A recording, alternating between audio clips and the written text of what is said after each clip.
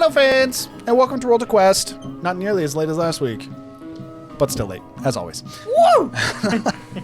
We have no announcements. Right? Nothing? No one? I think so. No. Fantastic. Well, we just get to jump into our session then. If we got sponsors, we could do announcements. Yeah, we'll do all those sponsors with our wonderful Jasmine, whom we appreciate. Thank you to our Trinity and Michaela sponsors. True! Remind them of the merch store. We don't have a merch store right We now. only left that up for a little bit. Right now. No, the answer is thank you to our sponsor, Tree, who actually set up everything for the stream. There we go. Last week, I'm so derailed. I don't remember where we started last week, but I remember where we ended last week. Today, Hiram found a song he really likes.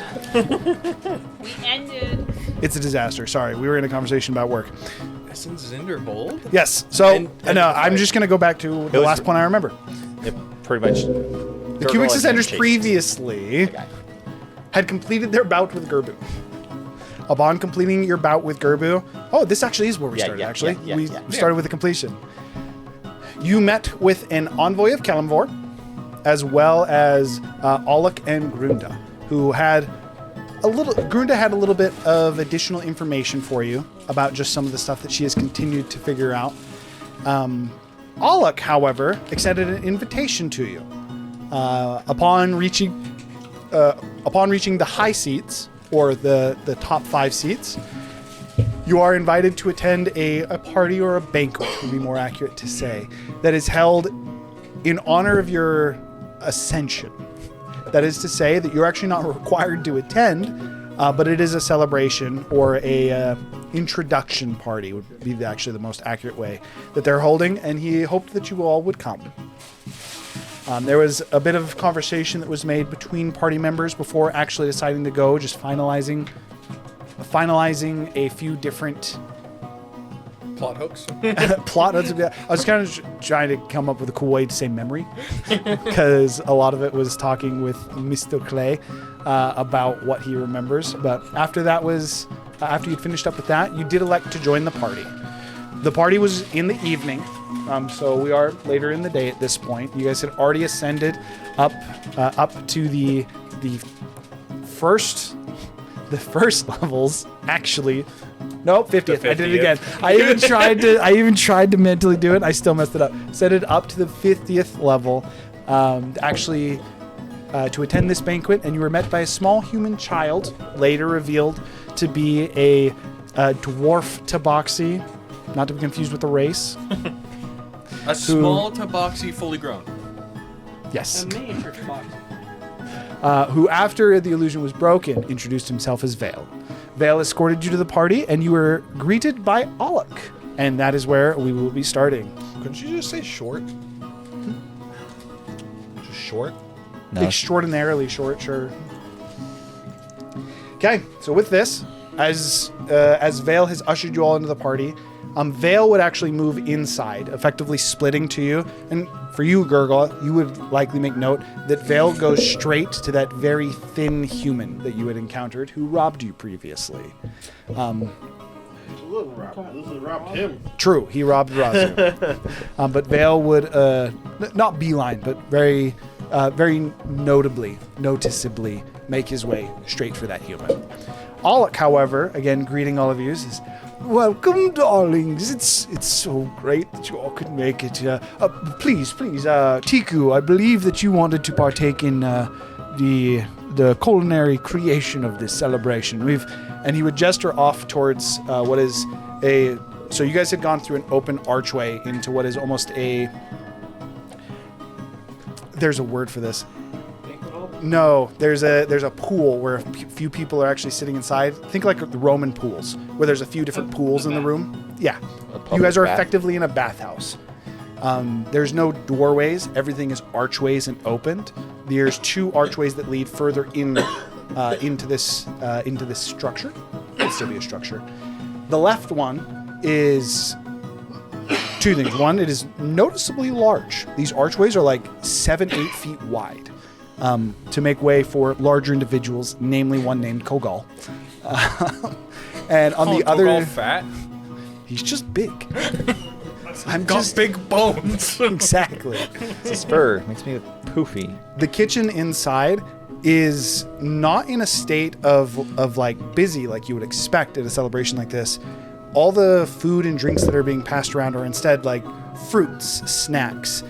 And instead, the kitchen has been prepared in a way where the table is set up with just a variety of different ingredients that are available, but no course selection has actually been made as of yet. There is a lack of humanoids from what Tiku would typically cook with. There we go. Instead, you are dealing with more so common meats with different forms of venison. I'd say a large portion of it being beef from like cows, some bull as well.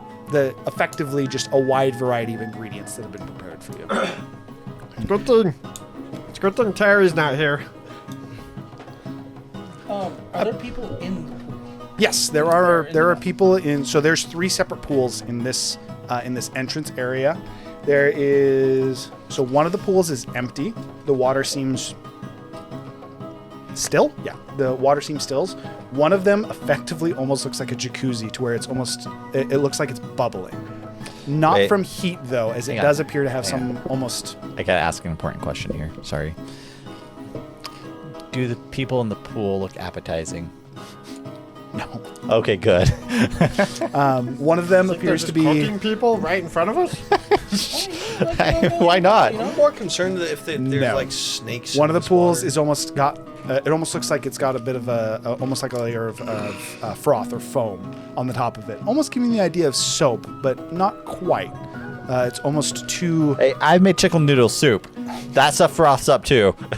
Sorry. The froth it is almost more. It almost more looks like a chai smoothie for those who are familiar, like a white icy smoothie that seems to be just crystallizing on top of the water.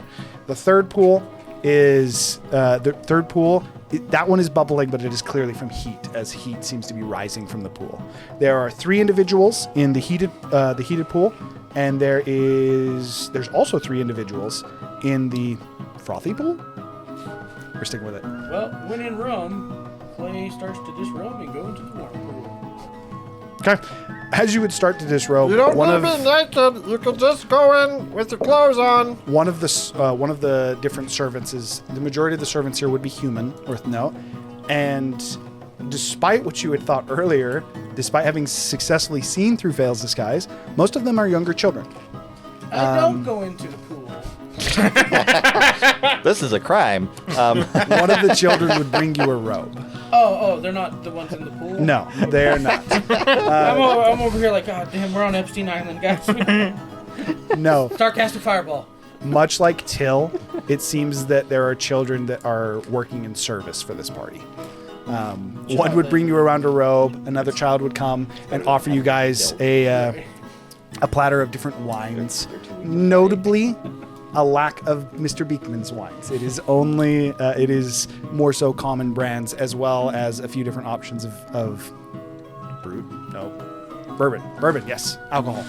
Did you guys get cut off from the Beekman? The No, Beekman wines? he asked for them not to be Alec. here. Oh, right.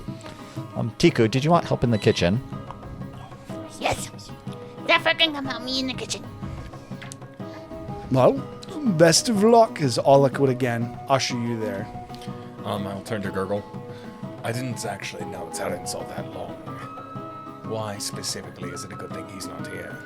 Because we're eating cows. Yeah.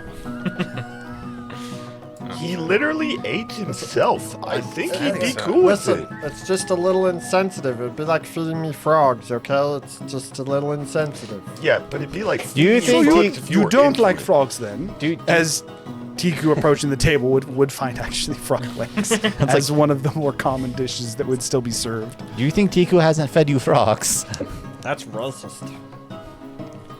Listen, just because grung are... Just because I eat most anything in the swamp because they're starving doesn't mean we like to eat each other, okay? I'm pretty sure that's... Isn't little frogs different than grung frogs? They taste They're different. like distant relatives, you know? Like, Can frogs go rabid? Actually, you have more meat than them, so you generally taste better. I'm very skinny. Actually, I'm like very skinny. Alec would chime in. and say, "Oh, I don't mean to interrupt, darlings, but I do have someone else I need to meet with, and purely along the lines of making yourselves comfortable. If you have any questions, I will be." And he gestures over to off to effectively the right side of you guys. You guys would see Kogal. Kogal is speaking with the very rotund individual that had also not robbed Razu, but very clearly been connected with the tall, lengthy man who did. Consumed the robbed merchandise. Attempted to, yes, before Gurgle switched it out. But yes, the individual that seemed to want to consume Razu's alchemy materials is speaking with Kogal. And Alec, again, just during there, would say, "I must speak with Kogal just further, I guess you could say, business, city matters. You're welcome to attend if you wish, or if you wish to mingle, continue a conversation. I just wanted to let you know where I am. If you have any questions about any of our guests here, feel free to introduce yourselves, or again, if you want to know who anyone is, I'm happy to oblige." How exotic are the The ingredients? skinny part of your crew, or is he his own crew? Looks over towards him and says, "Oh no, he's a member of Bone Rose, the third high seat. Of course he is. That's if, for what it's worth, if you wish to speak with him, his name is Kael. He's Kael? actually quite friendly, although his fingers do tend to be a little bit slippery, like yourself. Yeah, I know. I caught him. Most impressive, not many can. Well, do enjoy the party. Let me know if you have any questions." And at this point, Alec would start to make his way. However, you did turn your light on. Do you have a question? Oh, I was just gonna ask, who actually is here, like people-wise? there is many people in attendance. The most recognizable to you would be that so two of the individuals that are in the hot bath are dwarves who you would just straight recognize as Galadriel and Lorien. Galadriel? Yeah, I didn't realize it was that. Didn't realize it beforehand, but to be fair, he named him. It's fine. Galadriel and Lorien are both in that further pool. I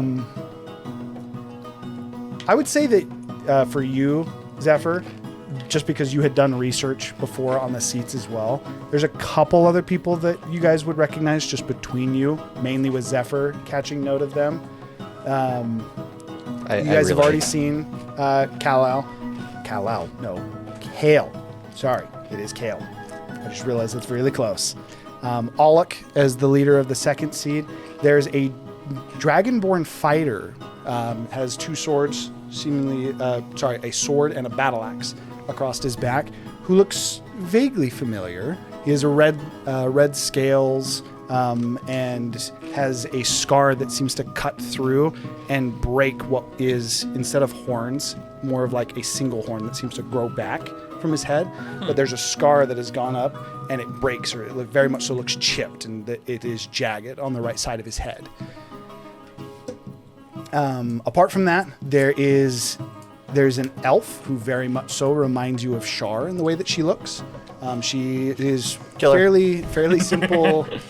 A fairly simple cloak. The hood is currently down. Half elf. Apologies, I think I said elf. Half elf. The thing that would lead you to Shar is there's a symbol of a crescent moon with an eclipse leading onto it.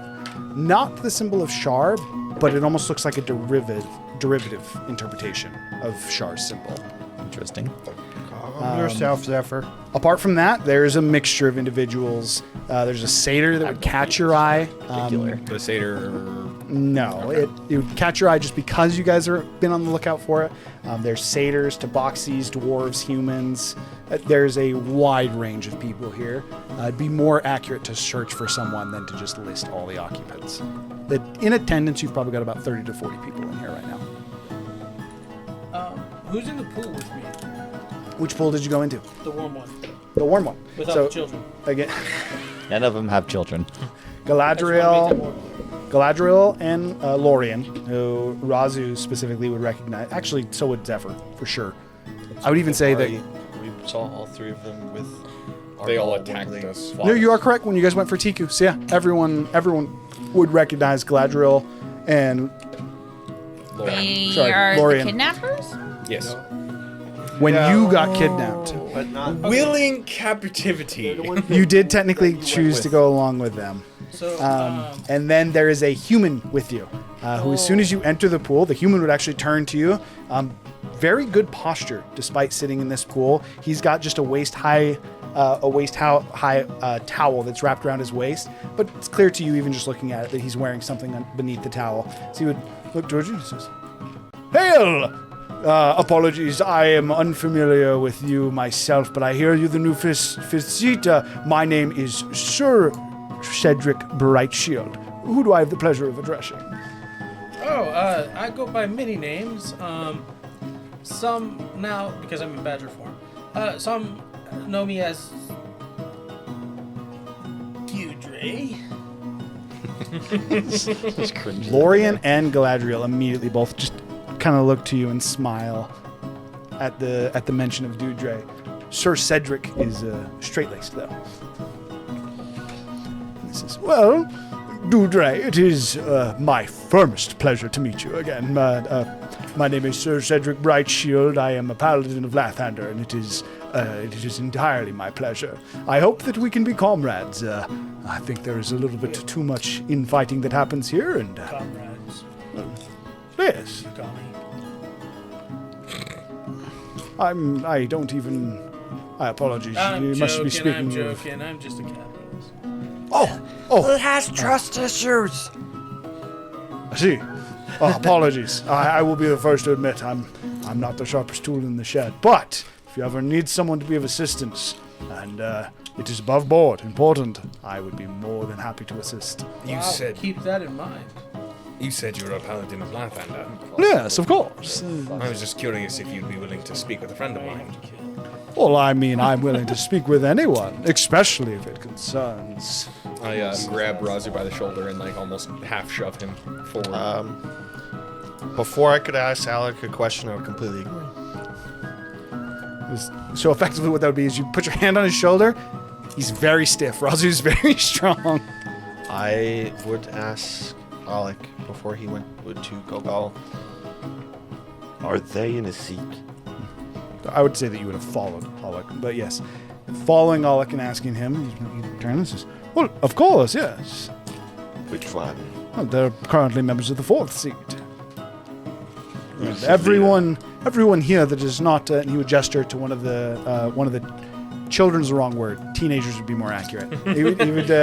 He would gesture to one of the servants who are currently walking around. He says, "Everyone who is not serving drinks or food, it is a safe assertion that they are a member or a seat holder, or at least in close relation. For example," he would gesture to the small tabaxi. That's the way we're going to say. Just some of them are sponsors. In fact, I'm kind of surprised that yours is not here. But no worry, darling. Yours is a little shifty, anyways. And as I understand, you've made a request to potentially have that switched, which part of what I'm looking to speak with Kogal on. Who's the leader of the fourth seat? Unfortunately, I am not. We are not allowed to divulge that. You guys have been most public with your information, which most up-and-comers do. It's a way to get much more recognition, but typically, apart from myself and Kogal, the other two seat holders are a little bit more ambiguous. That is to say, they don't actually have a leader. They are a coalition of sorts, you could say. All equals in face of whatever it is that they do. There's almost like a hint of disgust as he says that. No. But any other questions? Is he still kind of continuing towards Kogal? Go ahead. Again, once I'm done here, I'm more than happy to answer any questions. And don't forget our dance as well, as he would call out over to you, Gurgle. Let me know when. Oh, I will. Oh, Sorry, something I want to clarify real quick before I get dragged off to the kitchen. So I still had my manifest mind out. Yeah. So I'm just gonna leave him in the room while I go help with the kitchen. Your Can I do manifest that? mind that looks like a lich? A few of the servants come around and like try to offer drinks to your manifest mind, but like kind of like timidly before realizing they're not getting a response and just like nodding, notably actually like apologizing for fear of this is a real person, and a few of them even asking if there's like, are there any other drinks that you want me to bring around, which for you is very notable as you can see through it. I would try and basically signal to them of like he's not real.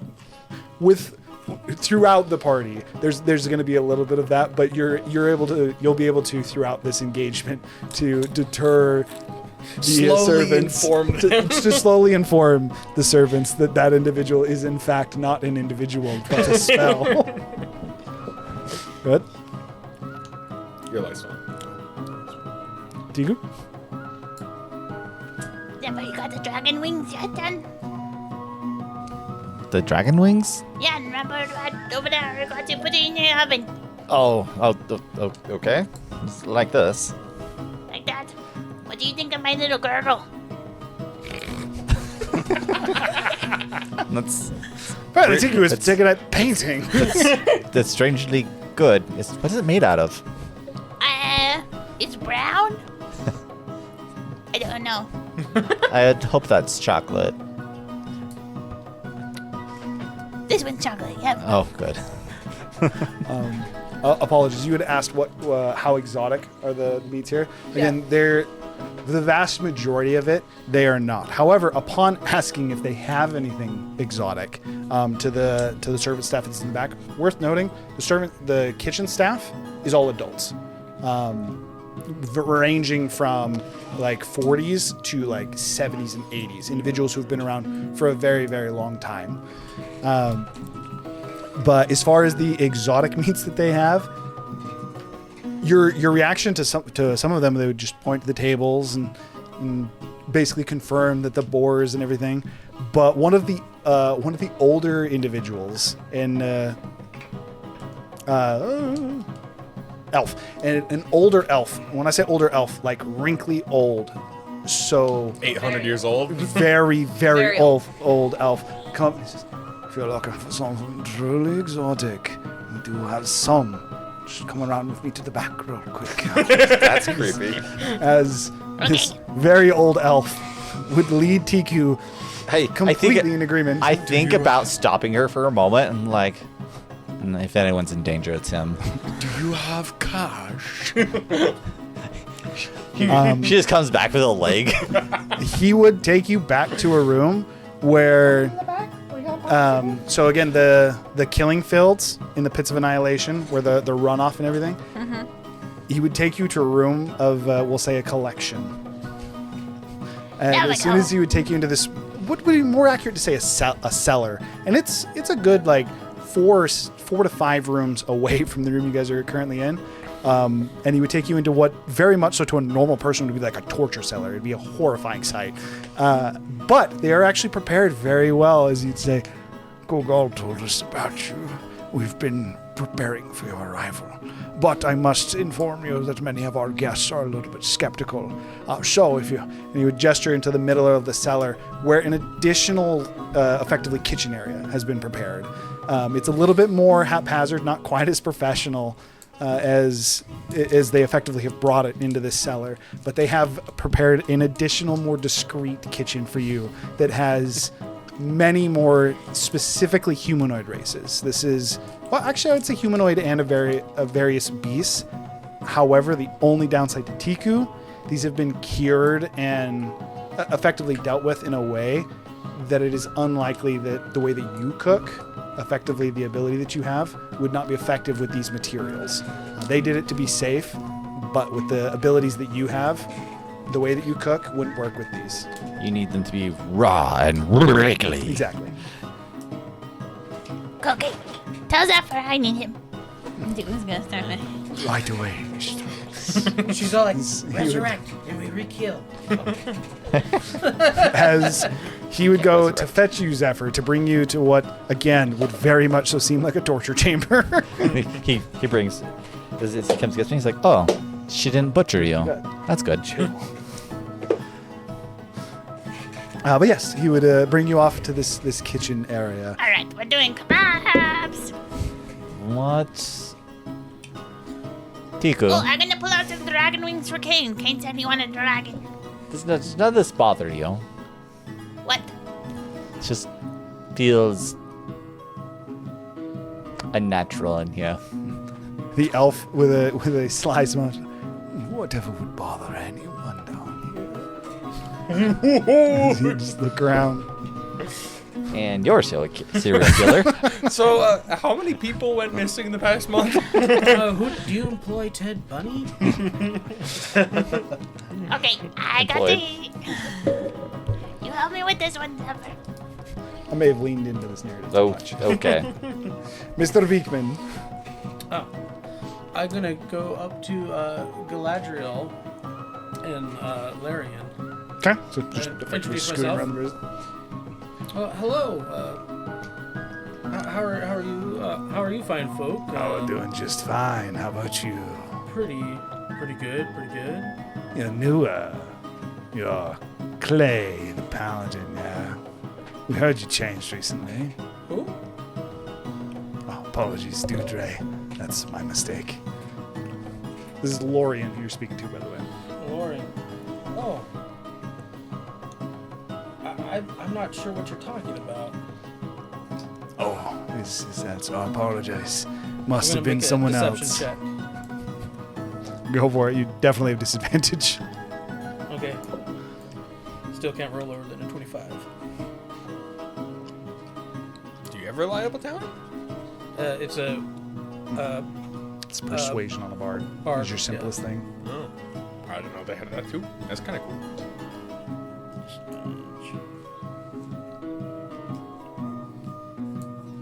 What we got? 25. Look at the butter on this one. It's so juicy. Again, with the same kind of almost untrustworthy smile, he says, "Apologies, that must have been my mistake."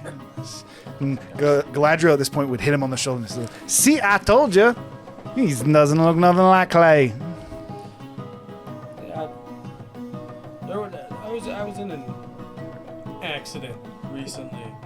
Oh, for what it is worth, you look great. When I say you look nothing like Clay, it's all in your favor. But I had a head injury.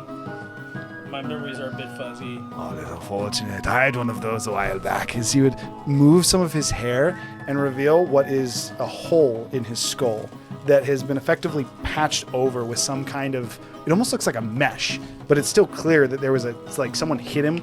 Almost looks like a war pick, and he's got longer hair that kind of falls over his ears that covers it. He says, I understand that all too well. Oh yeah, Lets the hair fall back. I know, right? Oh, but you guys were invited here. Are you guys a member or hold a seat? Oh, by damn, we better be. Lorian would reach over and place his hand on his shoulder and says, "Yeah, we'll seats. What's it to you?" Oh, I was just trying to make up talk because we just acquired our seat. And... Yes. Oh yeah, we're supposed to welcome you. Welcome to the high table, seats. Never really ironed that out. Yeah, me neither. It is strange, isn't it? A little bit. Comes with some pretty nice perks, though, as he would gesture for one of the servants to bring him a glass and takes it. Oh, for sure. Definitely, you could never beat free drinks. No. Although there is a certain selection that I was hoping would be here today. It's unfortunate. It's quite good. As he would effectively would slam the wine rather than. It's a pity that they don't have your favorite wine here. That is definitely a drawback. I wish you would drink more of it. I hope you can get a whole flask of it. He would turn the cup sideways and he starts to almost like spin it. As this, was handed a wine glass. And like looking at it, he's inspecting it and says, "Yes, it's a pity indeed." You just set it on the floor behind him. Apparently, some new at this- stakeholder said that they shouldn't serve this wine tonight. So, what exactly do you call yourselves as the fourth seat? They have no original. They're not original. They just call themselves the fourth seat. So that's funny. And at this point, like, there's some desserts and stuff Just coming out. fourth. Nothing special needed. Just one higher than you. I hope there's no hard feelings. I mean, we did kick your ass the first time. Well, of sorts. Wait, what? That's Did it. we fight these No, guys? no hard feelings at all. They took Tiku. These were a few of the members. But yeah, no, I'm certainly good. You, That's Gladriel? I'm not gonna lie, I don't remember a single one of you. So I can't really have hard feelings. Pleasure to meet all of you. And Cedric would also turn, being right there in the pool with them as well. And he says, and for me, it is an absolute pleasure for myself to meet your acquaintance. Again, I think I introduced myself to your friend. I am Sir Cedric Brightshield. I'm a paladin of Lathander, and I hope to be maybe not best of friends with you, but at least good friends. Okay, member of the Cubix Ascenders. The pleasure is mine. As he would, so he takes his thumb and purposely holds it over and just kind of. At this point, like, desserts coming That out is in the that shapes is not of the any different. kind of greeting that you know. Being as I just told John that I walked over here, do I know what that is? What he just did? No. To the point that Zephyr wouldn't even know what that is, looking through his manifest mind. This, what you might say, this is a Cedric original.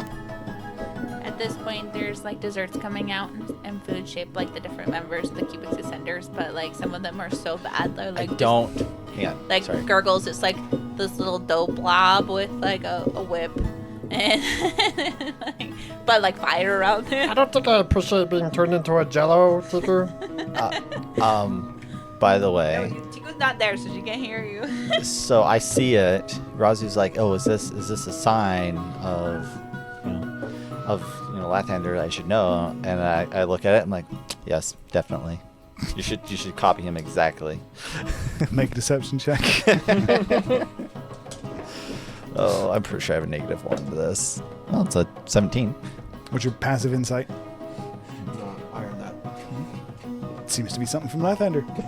I mean, I was gonna ask him anyway because I didn't recognize it. What did you do just there? Is that a Lathander thing? Oh, apologies. You mean my greeting? No, that is not Lathander. That is something from my own home, from Trapezin. Where's that? Trapezin, just a little bit to the north and then a little bit to the west. Apologies. Interesting. Maybe it is east. Oh no! He would reach into the just like in between the towel and whatever garment he's holding, and he would pull out. What appears to be a small sun. But you know how when you're a kid and you make a sun and then you just do like almost like a bunch of spikes off of it. It has a single spike off of it from the original sun, so it's almost like a little bit spiked like a sun. But then there's one of them seems to jolt a little bit too far out, and it's some kind of a layered mechanism. And as he pulls it out, the longer spike seems to point almost like a compass. He goes, "It's in that direction." Which direction is that? It is northwest. Oh, in the Doma Hills. Yes, actually. It's very close to home. We're in the center of it, so you could even say it is home. But for me personally, Trapezin is. That is what I will call home always. And are you also a part of the fourth seat? Of course not, as he would look towards Galadriel and Lorien and associate myself with such unscrupulous men that they would not even give me their proper names. No, I am, and he would gesture to Olak, and he says, I am a member of Olak's group. We, unlike them, we actually do have a name for our group. We are the Line. Again, the pleasure is all mine. And then allow me to introduce them. We have Second seat. Galadriel and Lorien. I did catch that as it seemed that they were a little bit more friendly with you. Yeah, I don't know why this is our first time meeting. As for a moment, he seems to be second guessing his relationship with you, based on the fact that they're talking to you. They assumed that they knew me, and they might have. I did suffer a head injury not too long ago. So my memories are a little fuzzy. Oh, well, no matter. Just because you associate with the devil does not mean you a demon himself. All right. Sometimes actions are necessary, so Like, I what understand the that certain steps must be taken. As, like what one person I heard say before is, just because you're a bad guy does not mean you're a bad guy. I can't say I've ever heard that one.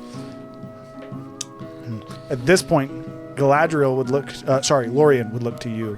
Zuni says, "Oh, look, if it isn't the big boss. You remember him?" And Galadriel would look to you and goes,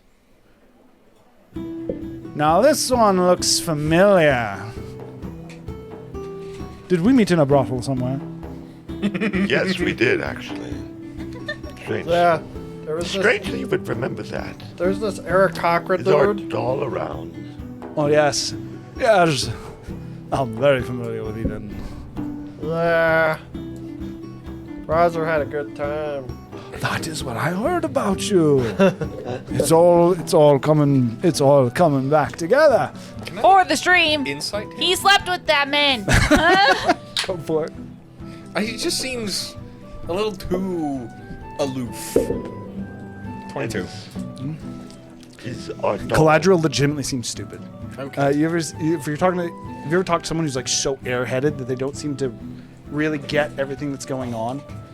Legitimately just a bit, not only mentally slow, but like can't put two and two together. Okay. So if he hears this piece of information and this one, and they're very obviously connected, he can't necessarily connect them. That's kind of the impression you get from when he talks. Okay. Lorien, however, is very much so. The sleuth of the group. Yes, he seems a little bit more head on his shoulders. And is our doll part of your secrets? Our doll? Nah, that fool is still way too wholeheartedly loyal to you. He doesn't understand what strength can truly get you. He was a good use, though. I wonder if he still lives. Yeah, probably not. As far as I understand it, you were unkillable. How do you think we got our seat? But not Galadriel me, here the is time. a great example of that. As Galadriel would then show his head to you guys, he says, "By gone, he's right. I'm real hard to kill." Did he always Is have there that? anything left in there? Is it just hollowed Was he out? always stupid? No, Galadriel was a scientist. So it's like not all of them made it through, though. Galadriel would kind of like look to you and says, "By gone it, we lost more friends? Oh, I wish I could remember them." And Lorien kind of looking at him and says, "No one important. Now, what can we do for you, I don't my think, fellow high seeds?" pretty sure that Spike took some of the insides out. I don't think they're all there anymore. Galadriel says, "Well, I don't know exactly what you mean." I mean, you got a hole in your head. No, it's covered, see? As you would again show what is almost like a mesh that seems to be covering over the head. He That doesn't had mean a you don't. hole. That just because you put a blanket over it doesn't mean it's gone. No, Of it's a course, plugged we filled hole. it in That literally first. means it's not That would there. be entirely stupid.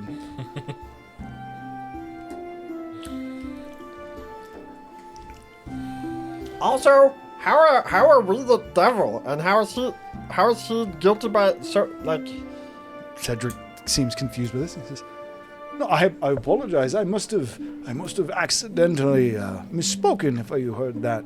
I said just because you speak with the devil does not mean you yourself are a demon." Which, if he speaks with us, that means that you're implying that we're the devil. He's calling them the devils. Oh. I see now why he's confused about the dwarf. I missed a social cue there. Can I do a history check on Galadriel? Was he loyal? Go for it. Make a history check. I'm much better at talking to people than I am at You didn't. So you were not the one who vetted the initial blood hunters. Dalaran was. So the initial was what? 6? 1, 2, 3, 4, 5. 6 or 7. 6 including Dalaran. So 5 outside of that. The 5 blood hunters that you originally brought into the Crimson Covenant, which were your original group, were vetted by Dalaran. And he vouched for their loyalty. So you would believe it by extension. However, you yourself were not involved in the vetting process for them. I mean, I would- Dalaran, Squawk. I mean, I would then ask. And are you still loyal to Dalaran? You're asking specific. Are you asking Lorian or specifically? Lorian? Loyal to Dalaran or the city? You never hired me to protect Dalaran. Dalaran worked with us. Our job was to protect the crown.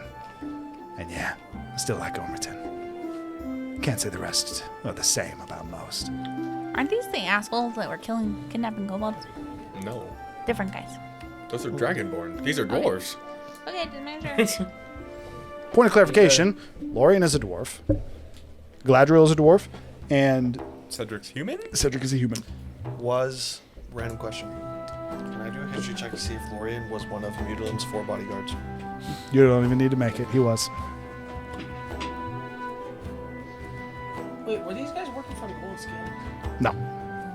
So just because this was pre-stream, and apparently no one is remembering who these people are. It wasn't pre-stream. After definitely was 100%, not this was Zopper Carr when you. You're talking initially- Mutilim, or you're talking these guys? Because these guys. We saw. They We were fought taking. them. Oh, I know, on but the their plains. first They're- introduction yeah, was they were pre-stream. introduced and stuff. Yes, the dwarves are the same group that kidnapped Tiku, or kidnapped Tiku. They allege that Tiku came along willingly. But to you guys, same group that kidnapped Tiku, although Ardal was a part of that group, does not seem to be a part of this one. And then the origination of the Crimson Covenant is the Blood Hunter Serum, which was Squawk's invention, that effectively culminated in Razu. Was eventually, they figured it out in Zopperkar, and they used it to create the Crimson Covenant, dubbed by Razu and led by Razu, and then later Dalaran, as he gave up the seat to Dalaran, because he wasn't as involved with the politics as he would like to be. There was 5 people that initially survived the transformation. And of those 5 individuals, Lorian and Galadriel were 2 of them. Galadriel was a volunteer. Lorian was a member of Mutilim's Guard.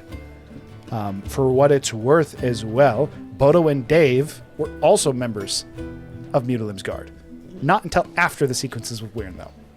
Interesting. Why Those did they guys are kidnap? heroes. Say they kidnapped me again? Bodo and Dave, the heroes. They just had Sorry, orders. what was your question, Tigu? Why did they say they kidnapped me? We already Orders said of Squawk. They, literally They were said just orders. doing exactly what Squawk said, or Razu is what they claimed. And then when Razu said, I never gave those orders, they said, yeah, Yeah, he you'd told say us that you'd too. say that too. They were operating on orders from Squawk. You chose to go along for 2 reasons. Effectively call it Dragon Sickness High because you weren't there. Yeah. And they took advantage of that and basically think like you have someone who's really, really sick and you're trying to lead them to water and they're doing it in a manipulative way. So they didn't kidnap you, It was willing kidnapping. but they did. Then, But here's a yes, that is question. the quick summary for Lorian and Galadriel because they were pre-stream initially. You know, by the way, that's 100% kidnapping. I'm just saying. Oh, because- 100% it is. Because if you were like, hey, little kid, I have candy in my vehicle, and the kid walks into the vehicle, you kidnap that kid. Oh, 100%. I agree. This is just the only reason I'm saying it is because they claim they never kidnapped Tiku, because if they did, it would have broken Cinderhold rules. And so they have always alleged that Tiku came along willingly. Well, Egg. I just remembered something. What's your feelings on Cytherin? Lorian takes a moment to speak, or to think, sorry. Galadriel immediately. Well, I'll tell you, that damn man's a traitor. He was a traitor to the crown. Put him in front of me, I'll strangle the life right out of him. And you, Lorian, seems you might have a deeper hate being close to Mutilim yourself. I'll hold him down under the water until the bubbles stop. Pretty much. Lorian, after again pondering for a moment, says, misguided and stupid. as far as thoughts go. Yes, I'd still kill him if given the chance. But I do understand a little bit more about what he's trying to do. Try to hold me underwater until Papa stops, although he might be there for a while. Well, I'm not even sure what terms we are on right now, so I thought I might as well ask. Well, I hope they're friendly. So I can keep this and bubbles. If you don't notice, as he would gesture down to himself, he is just in. He has a full robe tied at the waist. Gesture and says, "I'm not exactly armed to kill you, now am I?" I mean, currently it's for me. I have nothing against you right now. Well, good news for you. I can't challenge you. Rules of the game. By all means, though, if you're ever feeling feisty. Well, thought I might as well ask. All right. Why was Mutilim so Arm wrestle. important?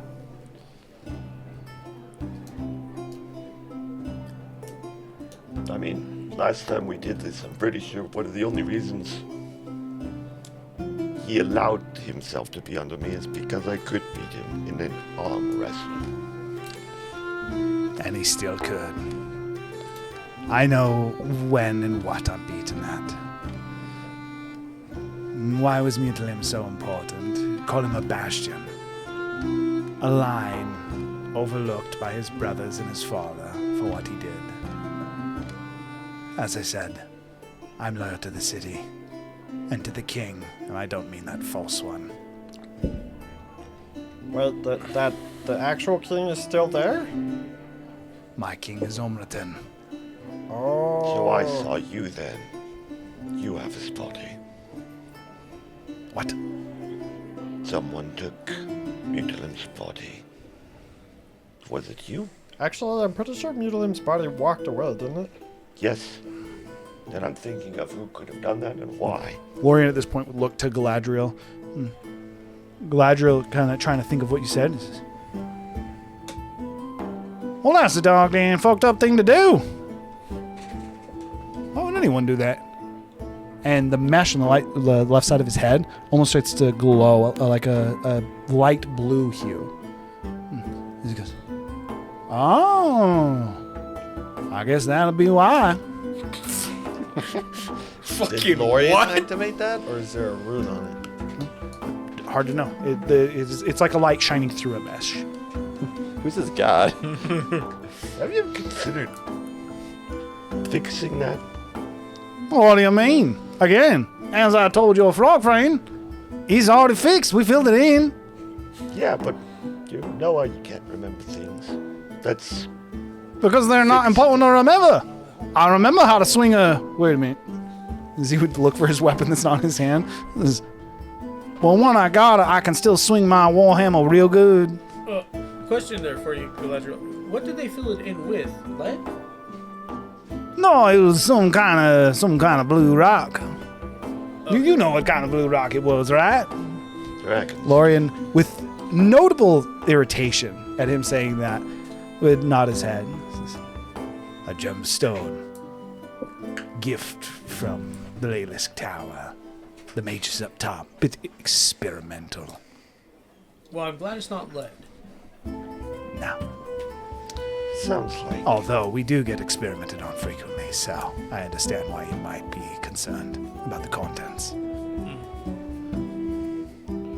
At which point Galadriel, well, I don't. Again, it's all filled in. I feel great ever since. Don't really gotta worry about the little stuff no more. Did you get, like, before they filled it in, did you get, like, headaches or... Nah. I feel great ever since they filled it in. No, I said before they filled it in. I don't remember. It's hard to think about that time. Do you feel anything for your loved ones? Well... So let Execute order 66. Being as we're on friendly terms currently, and we used to be in information gathering network, assuming that you didn't know Mutilim's body was gone, is Mutilim the true king you speak of? Oh, he would have been. Certainly better than the boy who sits in line of succession now. I'm not gonna I don't know if this is how it works mechanically, but I'm going to crush my hand and make it bleed, and I'm going to try to reenact the blood imagery that I saw of Mutilim's corpse walking. I'll let you do it. I would say it's going to consume your grim psychometry, because that's kind of what we've been doing for like the storytelling. It's not a consume thing. Is it not? You can just psychometry as many times as you want. So what I'd say instead is take your Hemocraft die as damage. But again, especially because we've been kind of playing into that, and especially with the Kenku recall, or what you've done with Razu specifically, your ability to mimic the scene is you would mimic out this blood scene, which would rapidly draw a crowd.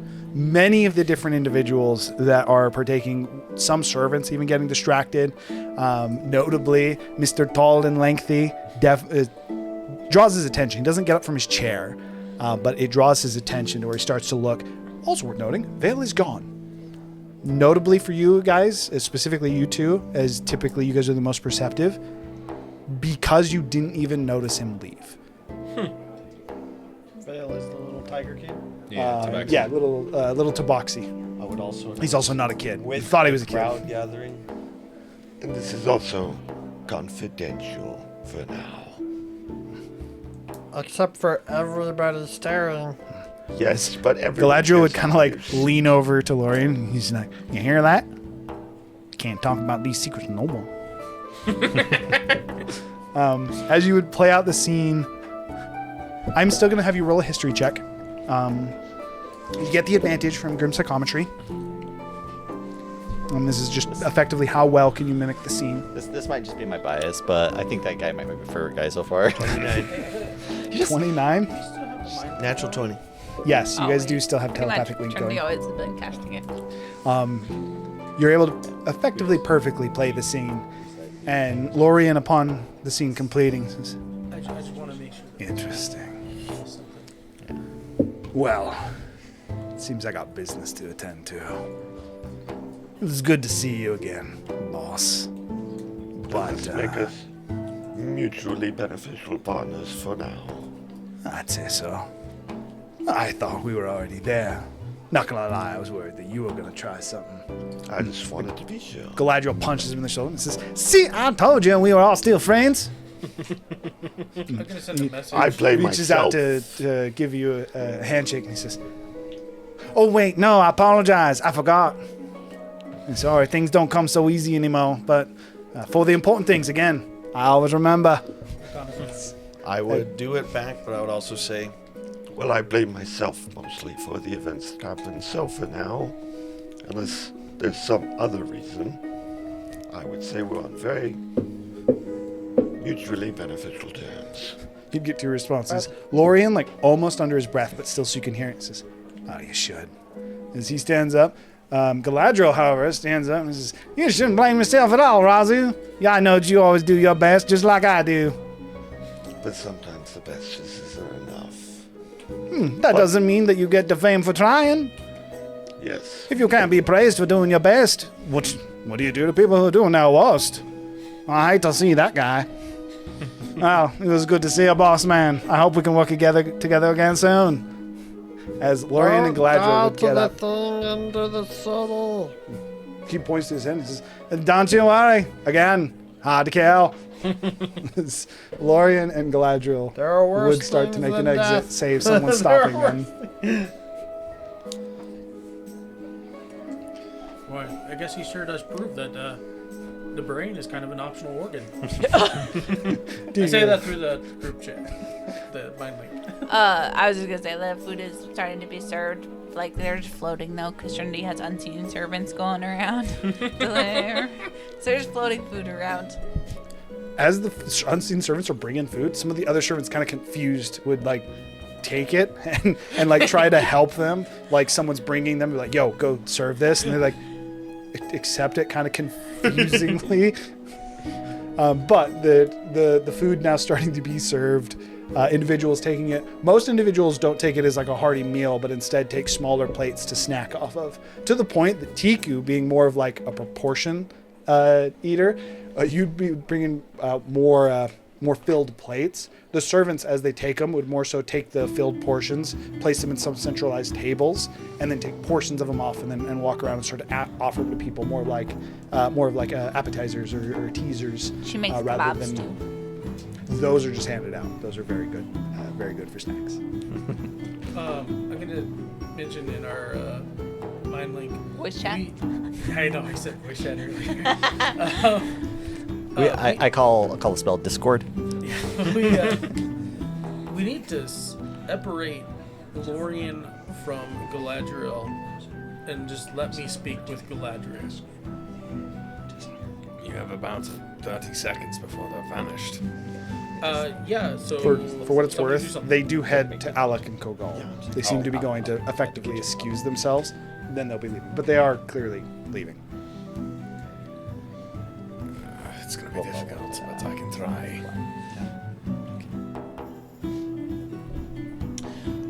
I would make my way over to the real Zephyr, not the Mindling Zephyr. And You find yourself in a horrifying sight. Freaking Zephyr's just covered in various Just because it's liquids not and stuff. horrifying to him does not mean it's not horrifying. I just look around. Did you get inspiration from the Brazilian prison? The elf looks to you and he says, what was that? I'm not answering that question. Well, The smile keep, but he kind of like looks down, kind of disappointed. Says, aye. And he would go to continue to help Tiku. I would ask Zephyr, can I see the crystal eye rock that we got from Vomit Champion? What do you want it for? I mean, I'm fine with that. I'm just curious. Zephyr, do the spell thing! Our doll. Yeah, give me a second. Razu needs something. It's gonna burn! Okay, 1 second, Razu. Okay, let me cast my spell. Our doll. All right. Our doll is still alive. And I feel like, at the very least, I should talk to him. And I want to know where he is. I mean, You got to work and talk at the same time. But I need to confirm he's alive. I float my manifest mind. My manifest mind with my unseen servant, and it's like, okay, they start doing a lot of the work. Okay. All right. I mean, it's just going to point you in a direction, But if he's dead, it won't glow. It doesn't point in directions either. It's just well, bright. and yeah, you could like move. you can, yes, Yeah, but yeah. just make sure it doesn't like Yeah, pull you it's in not, a direction. It's not the It's compass. just how bright yeah. it is. Yeah. I mean, if you want. I mean, I'll grab it. I would say my current most desire is to know that our doll is alive. To find our doll. To find our doll. We'll is say an find accurate thing. And that if it Where's was that no bread? light, then that would mean he's dead. That said, there is a very, very, very dim light. It's dim enough that even at a glance, like for you, Zephyr, being more familiar with it, you're just like, he's alive, but he's not in Cinderhold. Maybe the other side of the planet. It's like he might not even be on Latira. And then, as realizing he was alive, I would say my desire also shifts to knowing about my sibling. How dim is it in Cinderhold? Like completely gone? What was the question you asked? Wants to know where his sibling is. Oh. Also, which one? The one that I knew was alive last time I used His this rock. brother. Sister. It was my sister. Yeah, I was gonna say sister in that scenario. Actually, for your sister, because I actually did think you were thinking. For your sister, it would be lightly. Same brightness as our doll, though. So, Out of range. so he told me about the first one, and he's just there, and it's changing. I would say you would And like- notice the fluctuation. Yeah. And it's like the color changes. And who else are you looking for? The person that wasn't in my head. That I'm pretty sure was supposed to be. And then I'll give you back the rock. You're talking about your brother. Sister. Oh, and your sister. I thought your sister was in there. My brother died. He's physically a part of me, but not solely a part of me. That's weird. Well, you're kind of a strange creature yourself, Razu. Well, I'll go back to the festivities. All right. Well, you want any requests that we bring out? You said it was dark, and I was about to be like, okay, so Razu leaves the party. Yeah. As he says, you have any requests you pull out? The elf turns and like holds a platter towards you and smiles of what is like, it's clearly a bird of some kind. You're not able to place it. It's just, might I recommend? I'm a crow. I'll eat almost anything. As I'll just take something as I leave. It's like, it's just chicken. Okay. What are other people doing in the party? If you guys don't have anything else you want to do, you can say you just like finish out the party and go home at any point as well. I assume so. I'm gonna try and intercept Alec. I just start jamming. Okay. I will try and intercept Lorian. Performance check from you first off. Kane gets dragon wings at some point. 23. Barbecue wings. Gurgle joins the band playing and starts to Wait, forward. what do you play? Do you play Through the Fire and Flames? No, it's like it's more like ballad stuff. It's apparently a harp solo. No. So I use prestidigitation to make a band. So like we got some drums going. We got There's a band. There's literally a band performing. I like make an accompanying soundtrack. There's a band. He joins the band to play accompanying music. So you're trying to intercept Galadriel and you're trying to accept Lorian. Okay, so is that what happened fairly quick? You guys moved to talk with them. I'm pretty sure that was Bardic Inspiration. You guys would catch them, but you're effectively just on the right and left of them. They are right next to each other as they're walking. I would basically just call it to Lorian. Lorian, a moment, please. He stops and kind of like looks at Galadriel and at Clay.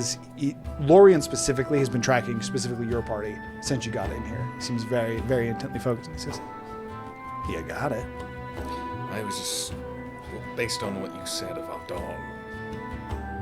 From what I was understanding, you don't want him to be dead, unless I'm mistaken. Why would I want our dog to be dead? You just said that he might be dead, but I have a Oh, way I think to he confirm is, unfortunately. I do have a way to confirm that. I just need something of his, a possession. He reaches to his side, the pouch that would still be at his side. He even took this into the bath. He'd open it up and just kind of pulls out a vial of blood. I got something real personal.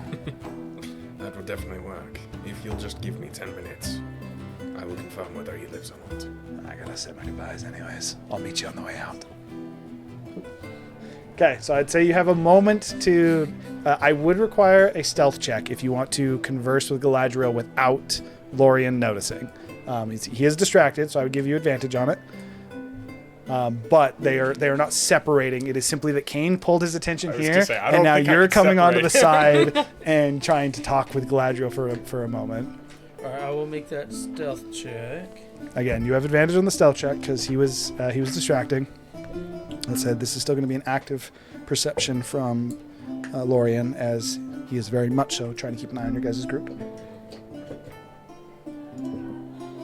Number to beat is 16. That's what I got. Ooh, 23. Yeah, that'll do it. What do you say to Galadriel? Oh, you know, when I first came and introduced myself, you guys called me Clay. And, you know, I have a head injury, and you kind of understand. Yeah, I got one of those too. Too, I know, right? So you kind of understand. However, do you guys happen to know more about my past? Well, I mean, I believe that I do, but... Would you be willing to share? I'm going to make a persuasion check. Go for it. That would be a 25. He kind of pauses for a moment, and like he starts to look towards Lorian before you're able to effectively coerce him to come back. And he says, Or if I remember correctly, Clay, or who I assume that you are at one point, Clay was a friend to our group, a connection of sorts for the money travels up in the north sides. He was. I think that he's how we actually got involved. Was Indahold initially, but as he's trying to rack his brain. I'm sorry, I struggle to remember some of those things again. Typically, I mean, if you want to know, as he would again start to almost like gesture and almost try to bring Lorien into the conversation, just, you want to know more about our relations, Lorien is a little bit better than I am. Oh, well, I mean, he's already speaking with Kane, and honestly, you seem so much smarter. Another persuasion check. I just need to I'm just trying to figure out, like, my past, where I come from, who I really am. And you're right, they don't have the best wine here, which it happens. That was Lorien that was talking about the wine, not Galadriel. And Lorien was right. Like, they don't have the best wine that's here. Like, I do like that Clay Beekman Marlowe. Oh yes, we're doing some of that every day. It's really good. You should try it. It'd be a 34 on that second persuasion to keep him. He very much so seems invested. I mean, I'd tell you more if I knew more, but again, Lorien typically keeps track of all that. For me, I drink the wine. I keep forgetting my woodpeckers in here, but I typically just hit the things the Lorien tells me to hit. I'm real good at it too. Oh yeah. I can tell. Like look at them guns. I usually am a little bit more swift myself, but I suppose I'm not bad. I appreciate you noticing. Oh, no problem. They're hard to miss. But thank you. Maybe I will try Lorien. Yeah, I highly recommend it. I can let him know that you want to know. Perhaps we can get some more information, send it your way. Yeah, if you hear of anything, go ahead and try and reach out to me. Yeah, I definitely can do that. I mean, maybe Thran with a little bit more as well. Maybe Thran of Eric. I'll ask them too. Perhaps I'll send the word your way. All right, thank you. I appreciate it. My pleasure. Your conversation kind of effectively coming to a close is what I'm going to say for that, because it was a little bit longer, is he watches you start what you're doing, which I assume is scry. Yes. He would watch you start to scry, and as soon as he's able to figure out what it is, he look back, sees you talking, sees you kind of like breaking away from Galadriel. There is still that moment of like, well, I'll catch you on the way out. And then they would go to speak with, or they would go to say their goodbyes to Kogal and Alec. Kogal and Alec at this point have now been joined by Skinny Man. Till you guys talk to him, I'm going to refer to him as Skinny. He gave us his name. Did he? Yeah. Oleg did right at the beginning. Oh yeah, he did. Yes, 100%. He did. Apologies. Gael. Yes. Apologies. Fat Man is who we do not know. Yes, I had him reversed, which makes sense because he's actually the one who's in charge. Yes, Gael has now also joined Alec and Kogal, and is currently discussing something with them. I would make my way to them after talking to someone. Okay, so they had that little bit of interaction, kind of matching with yours. So you would kind of like come back into the room, start to go back towards the back. You're playing instruments, you're cooking. I would like to send through the mind link that Galadriel and Lorien said that Clay Beekman hired them, but I have no memory of hiring them. It's entirely possible it was multiple Clay Beekman. Exactly what I was thinking.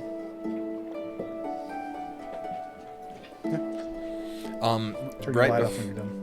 Right before I actually start the scry, I did want to just ask Cedric one more thing. Okay, easily enough as he's getting the vial out, kind of turning, so a little bit back. But yeah, I would just say, so Cedric, sorry I forget your last name, but no worries at all. Perhaps this can help. Is he would reach out and he kind of just clasps his arm, and you watch as almost like buckled straps just and latch across his arm, and a shield seems to and almost seems to burn out of like fire.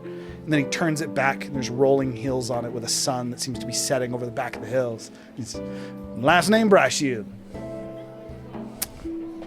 Okay, that was impressive. I was just curious. Oh, we're not supposed to have these in here. As it would seemingly ignite and dissipate again. Your secret's safe with me. I was just curious. Were you named after anyone, Cedric specifically? Well, yeah. It was my dad, though. There's nothing special. I am a Cedric Jr. I'm blending the accents together now. I was just curious because I've heard of a Cedric Timberhold, and I was just curious of any relation. I mean, there's a very somber, almost take on him. He stops for a moment and says, I know. That's my grandpa. He's who got me into all this. Why the somberness? He died. It was 7 years ago. I apologize because I was hoping to give you good news, as I knew he lived 8 years ago, but I apologize for bringing up hard memories. It's all right. At this point, you would actually just sit on the side of the pool as he effectively seems to go down a memory, a fairly dark one from the change in appearance. Was he drinking anything? No. Cedric notably has refused all alcoholic drinks. I just want. He drink water. I'll go grab him a glass of water or juice if juice exists. Oh yeah, there's very much so juice around. I would grab him a glass of something and bring it, and just set it down next to him, not actually interrupting. He would reach out and he takes it and would effectively just start to run his finger on the edge of the glass. And he says, and then I will perform. Well, I do appreciate it, but sorry, I don't mean to down the party. I think I best take my leave for today. If you wish to speak about it, just know that I'm here. As we did meet, well, I did not meet him, but our party did. Can I hear about... You reach out and effectively you squeeze your arm. He says, I do appreciate that. Can I hear this on my way to... Sure. Especially because you were the one who was actually part of the games and met Cedric. That's kind of why I wanted to be part of the conversation. Wait. Did you ever hear about the game? The Trials of Ascension? I mean, I heard about them, but it is more accurate to say that I heard my grandpa got kidnapped. Dude, I'm blending him. It's so hard to stop. I did Galadriel, and now I can't go back to Cedric. But we went to a temple, and seems your family was the game, unfortunately. But I only remember there being 4 children. There was Brahm, Trista, Kaiser, and one more. I don't remember the name, but it wasn't his name. Well, for what it's worth, you know, my dad, Kaiser, renamed after that whole event. Kaiser's alive. Of course. Stays at home most days.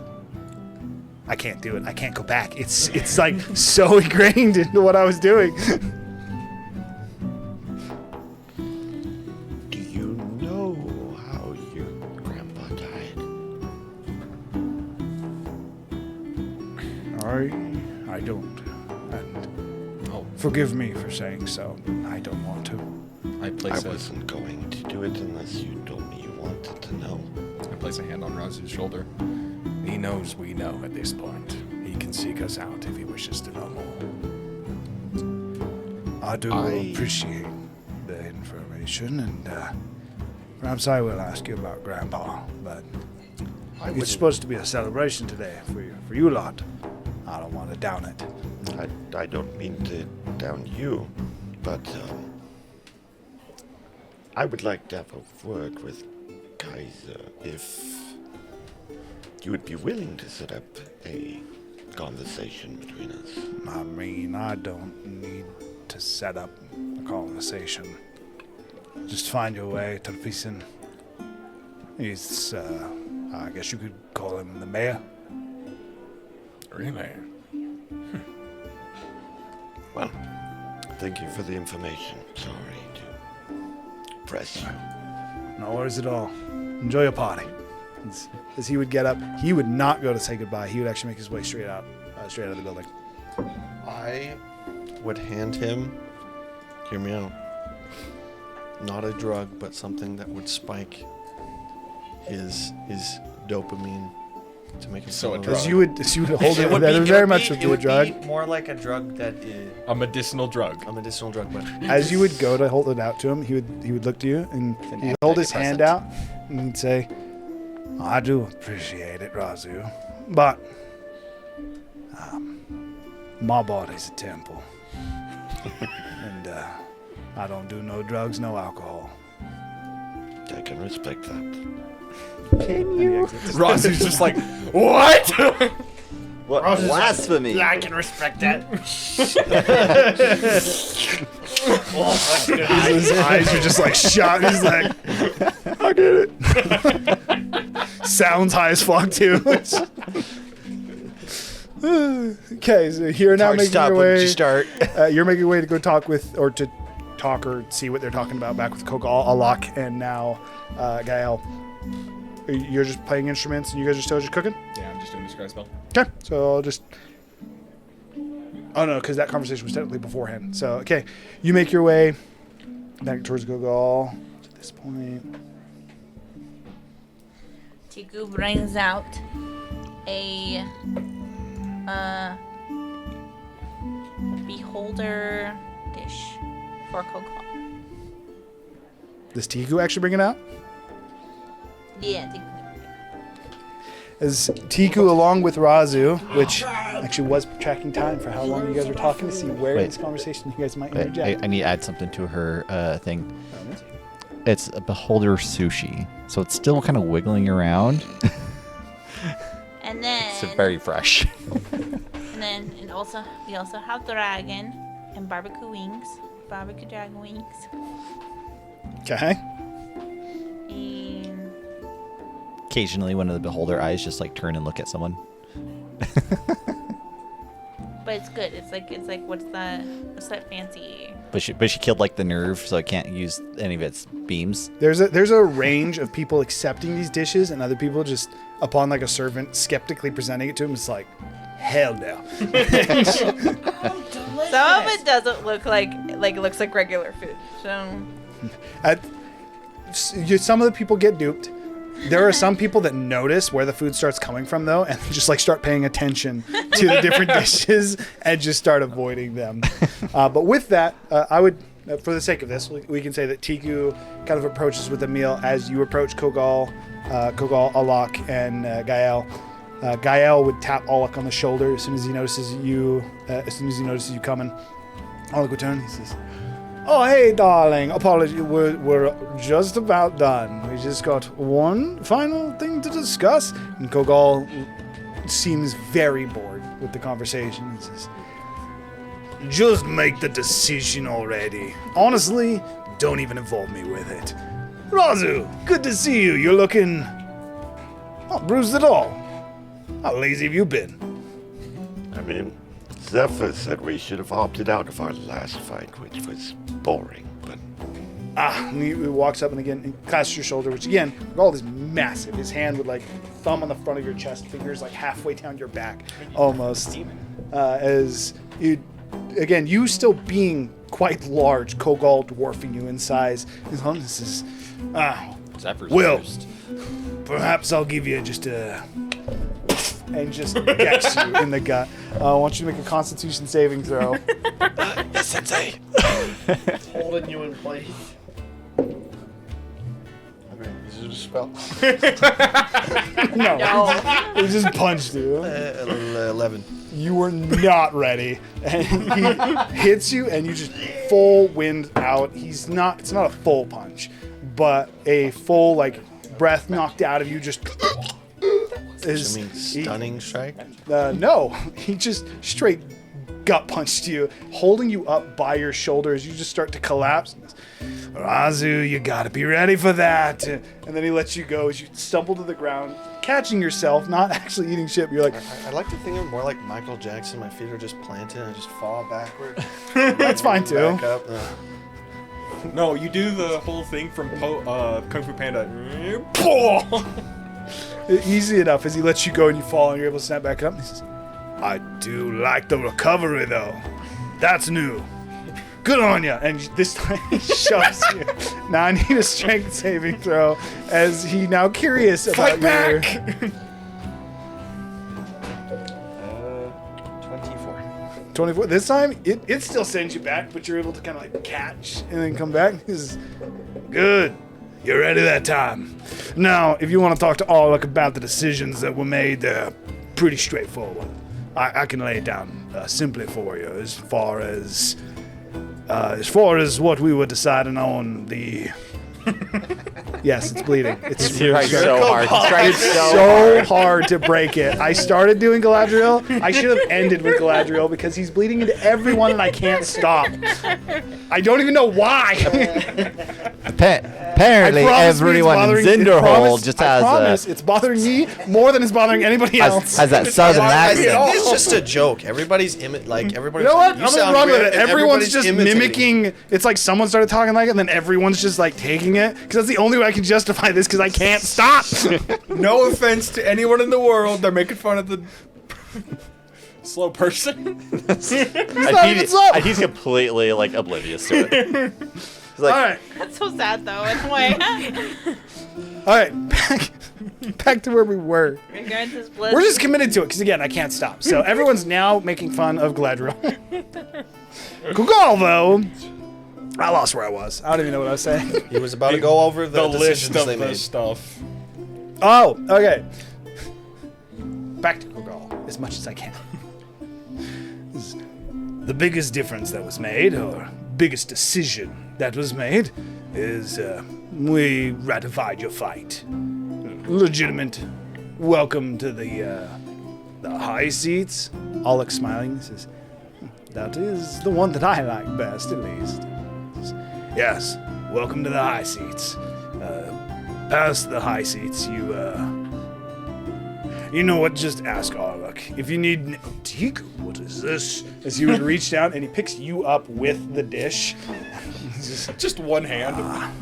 What do we got here? You got to try it. They're all different flavors. Well, of course. And he sets you on his shoulder and takes the pan and brings it down in front of him, allowing you to kind of almost, like a kid, fully just sit on his shoulder, despite your increased size. Yeah, Tiku you again feel small for a while. But you again feel small, sitting atop Kogal's shoulder as you take the plate into the other hand, and not gracefully at all, just kind of tilts it. Oh, I like that. As he would just start to eat the separate dishes. And at this point, he would go carousing, because I liked that word from last week. He would go carousing with Tiku on his shoulder, unless save someone trying to stop him. Your dragon buttercup wings are over there. Oh, wait, they're walking the other way. I did have. Hiya! Oi! Stop! As the servant would just... This is... Yeah, that's what I wanted. He just fully takes the plate and the servant just... Tiku. He just passes out on the ground and Kogal looks and he says, sorry. And he just and then just continues to walk over as one of the other servants, seemingly prepared for something like this, walks, splashes her with water, and starts to help her get up. Wait. Tiku, what do you go? I don't know what to do in the kitchen. Oh, she's done now. I see like The elf three turns fires. elf near you and he says, I can take over till she's back. This will be fine. Don't let him turn his back on you for half a second. Don't worry. I'm real familiar with cooking these. So he would go and he would start to cook his mom. Tika's gonna like start pulling out all her snacks for Kogal. It's not even that I hear accents. I hear them all do what they do, and I'm fine. It's just that I was doing it. I would ask Kogal. So, the extra arms. Were you born with that, or did you get work done? What extra arms are you talking about? He currently just has 2. Have I not seen him grow extra arms? No. No. I don't remember him. Bane has 4 arms. Kogal has Yeah. never had 4 arms. But he's large. He is a Goliath. No, he's not large. He's massive. Kogal would be a huge size humanoid. Yeah, he's 15 feet tall. Were you born like that, or were you, work done? Were you always that big? Is Well, is this all natural or? To be fair, I was born about this big. And then I just kept growing. I think I'm still growing. This big for him is like the size of a. Oh, it's like a big Goliath. Like it's like a small child that he's referencing. How big is your mother? Wait, how tall is Hold on, how tall is Kogal? 15 Kogal? feet tall. 50? 15 feet Oh, tall. 15. He's not Paul Bunyan. Massive, and his width echoes it as well. Okay. Kogal is a monstrosity of a humanoid. Even amongst Goliaths, he would be considered. He's like Shaq to a normal person to a Goliath. He's So a he's like roided the si- out. He's literally the size of a hill giant. Yeah. Yeah. To you then. I mean, no bigger than any other giant, I guess. Just curious. Anyway, real question. Remember the first time you punched me? Actually, frost giants are bigger. Vaguely. Yeah, you know that guy that you punched and he kind of like exploded? Which one? As you can tell, he's trying to think, and he goes, His name was I Ralamon. punched a lot of guys. Well, Yeah, Love also his name was exploded. Ralamon. And you Oh, said you He owed didn't explode. I punched through him. Punch through the chest. Well, the blood definitely was like. Anyway, point is, He does the exact sound effect of what happened that day. And his like little bit of blood allomancy just. well, point. Poor servant, just scatter blood, just like, and just go over Please, to the. please still fighting. And now you can see what the third pool is used for. Is that servant goes over to the third pool where no one is in, would take a rag and dip it, and use it to clean her face. My bad. The water seems to be purifying in some way, to where even when she puts the rag back in, the blood quickly dissipates and the water goes back clear. My bad. Point is, you said that you owed him that punch. What did you mean? I didn't say that I owed him that punch. So now we're even? No. I owed Zildor that punch. Your memory sucks. Zildor and Grauman. I'm surprised he remembers, to be honest. Well, anyway, point is, By the way, Ziltor and Rolliman are not even Not even remotely close to the same person. Yeah, have wait, never been the Ziltor same is person. Is like a Ziltor was sprig the of head malice. of our opponent. House, Ziltor, opposing you house. later figured out, is one of Malice's sprigs. Well, no, Ro- it was Malice himself. Yes, it would. Yes, it is it's Malus Prime. OG Malice. That said, Rollimon, just because it's previous. Did you guys interact with the cube on stream where you met Rollimon in the cube? Yes, Okay. Citharia It was did super that. short though. I shouldn't need to give too much. Rollimon was who kidnapped all of you for the death games, or kidnapped or volunteered, whatever the also the case was. sponsor. He was the sponsor, or He's the. also Asmodeus. He is also. You have now figured out that yes, he is also supposedly, according to a sentient weapon, he is Osmodeus. still don't quite believe that, but yeah. I was just always curious. Why? I mean, Did he do something to you? no. Or did Bane tell you to punch him? I don't need Bane to tell me to punch somebody. But no. What he did for me was pointed me in the direction of someone that was actually worth a fight. And for what it's worth, they were a little bit worth a fight. I did get something nice from that. In fact, I believe that's what... Oh. I left my weapons in the other room. Oh, shucks, golly, he did. That is to say, he pointed me in the direction of a dragon hunt. And told you to punch him? As the reward? No, he called in a favor. Oh, no. I heard a rumor that you were the second smartest person in your group. I'm not so sure of it. It's a little But- easy. That's okay. Hey, you punched me and it jogged my brain that day. So I just gotta fix it. As he just hits you in the head. I need another Constitution saving throw. 20. 20?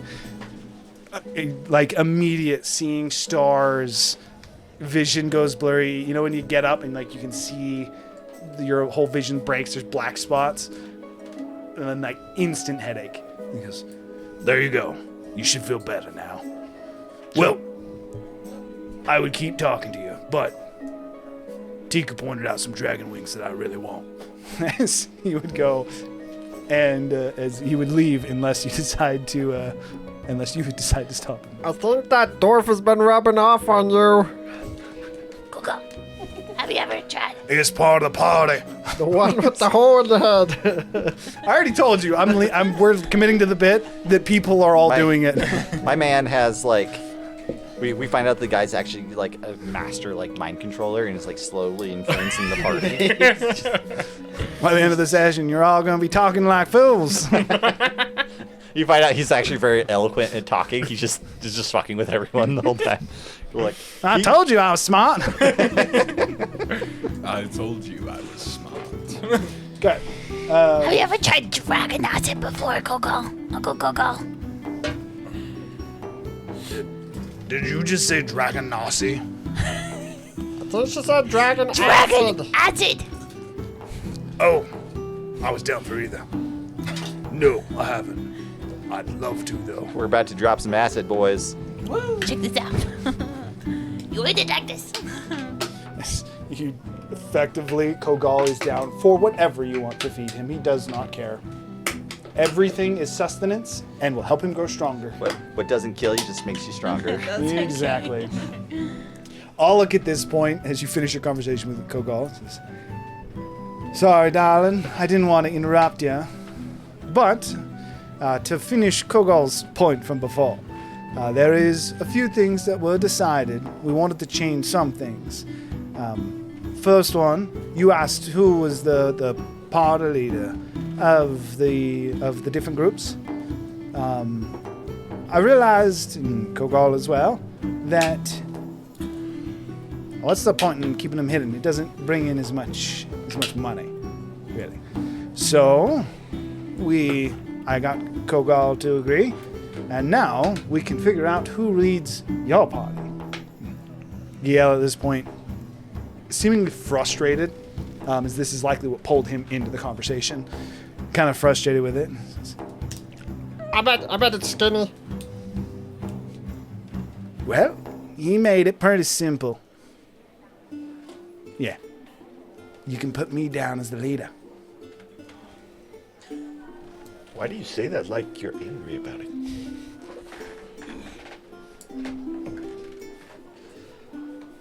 Second smartest person body. Wait, Mr. Thick, you're the leader? It's your thing. I thought Skinny was the leader. He literally just said that, I'm pretty sure. You are talking to Skinny. No. Fat was talking to him. You said Fat was talking to him. You said Skinny was just walking. No. Gael was the one who joined the conversation. So, no. So you're right. Initially, the fat one was talking with them. He broke off, and then Skinny walked up and talked. Or Gael. So then I was just under the misconception that Fat was still the one hanging out with him. No, he seemed.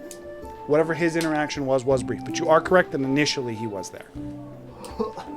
Okay, never mind. Like she forgot to say that he walked away as well. He did walk away at some point. I somehow misunderstood the situation. You two just look so similar. Doesn't matter. I'm the leader. That good enough? That makes sense. Alec, with like a bit of a side smile, says, "Well, darling, I suppose it's gonna have to be."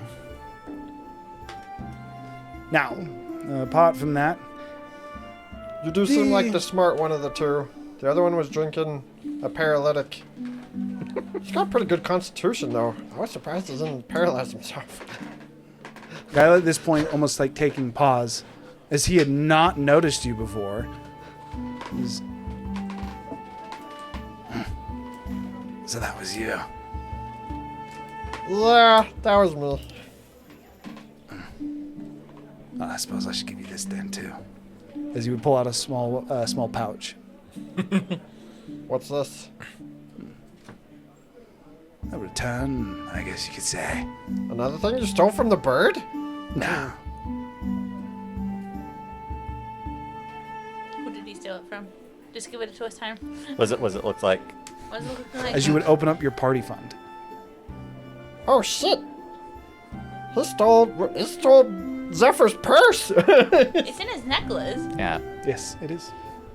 He stole the whole necklace? No. You stole it out of the necklace? I did say... To Gurgle, this would be just a bag full of coins. But... Oh, great. Zephyr keep hold of this normally? Oh, well. You just pocket it. What if it's just nice robbed for a dimensional a new bag. high seat? I did say they were extra dimensional. You're sound sleepers. Oh. I do appreciate that. Listen. I get it, but like, I sleep underwater, so. But yeah, I mean you're right. Like I could probably smother any of them in their sleep. They do sleep pretty hard. Oh no, you too. You don't know how to see, but you'll figure that out. Like lose my eyeballs? Gael at this point would turn, and as he turns, he seems to go flat until he out of sight. Almost, it quite literally looks like he folded into a 2D plane, and then when he went vertical like a paper, you could no longer see him. I check my belongings. He did not take anything else. I don't think you could stop him. Alok at this point, still with you. check, Says, but- I apologize, darlings. He's hard to catch. But he is also very good at what he does. That's why he has the second seat already. But now... I thought you had the second seat. Yes, apologies, the third seat. I did not give my seat up that easy. I would be curious to see how that would play out, though. Now, as far as other orders of business, I simply had to confirm a couple things with Kogal just about your new station. So, at this point, it is suffice to say, as I think that you already know, but just in case you don't, you have some influence over the mobilization of Zinderhold, save that none of the higher seats overcall you, or perhaps give a different directive order. At this point, then you should be good to... well, let's just say that you have a little bit more free reign. Apart from that, well, I think those are the important bits. Is there anything that you wish to enact? I find most individuals, upon getting to the high table, like to shake things up. How personal can it be? I mean, as long as it doesn't conflict with any of us. Any of us being the seats above you. As at that point, it's likely you're going to get overcalled, darling. I mean, I guess I would just like to put a price on anyone that can tell me where our doll is located. Well, that's more of like putting out a memo. Yeah, but like, I feel like coming from an upper city would be more like a. Can we just do that? Well, darling, if people were interested in being on your good side, then yes. By all means, I can put something out for you. If that's it, then I suppose Tiku will be I champion should be making my way to Dance. I would say Champion Tiku will substitute as a champion to any kobolds. Is there anything else you would like to say? What? What did you just say? Fight! Oleg seems Go, drink! Faster! as you say that all out loud, and then you kind of pivot. Oleg kind of thinks about it for a moment. He looks over, like he wants to discuss it with you, and Kogal just almost like kind of waving as you give him another drink. He says, "Make it so, Alok. Make it so." As he then takes a drink and just slams what is more so a keg, less a drink of a bourbon that is brought to him. Tiku champion! Tiku champion, indeed. Perhaps one day, champion to fight the champion. Takes another. But Uncle Kogo is best uncle. He's I conflicted am now. the best. He just takes one of the dragon wings. Anybody else feel like Tiku's just a suck up to the biggest guy in the room? You only just now figured this out? Well, Do you have any big, crazy monsters you recently fought and killed? Yes. I will cook it for you. He kind of like looks around a little bit, almost like worried like someone's gonna hunt his prey. And he says, "The most exciting one that I've been hunting is, well, it's like a big Rex, like a real big Rex. a Jurassic? Sure, A big dinosaur? yeah. Oh my gosh, it would be the best legs! Maybe So I'll much have you cook me meat. some after I kill it. I did already get. Well, it's not here. You know what? This part is born. As you would now take TQ and you would start to bring you Wait, through the Wait halls. a second. Okay. I need to say something on this before he leaves. Go for it. All right, as I kind of fall back out of the kitchen, like, all right, guys, whatever's going in there, do not pay attention to it. So speaking of big statements and all,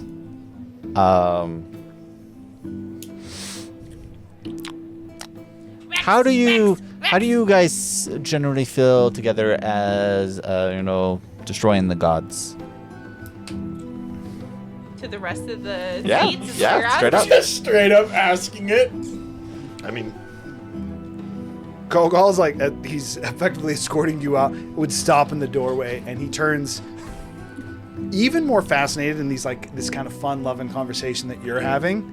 You now almost get like this immediate, almost smile drop into a very serious, but still like creeping grin, like trying not to smile, but can't not smile. Uncle Kogo wants to fight the gods! He says Kogal looking over.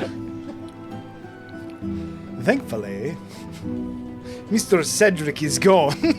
As the Easy. easy, just give him man depression. He'll leave right away.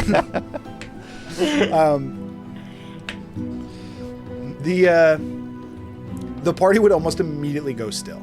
The almost to the point where the music would die, save the fact that Gurgle is playing and not as surprised as a lot of the individuals here.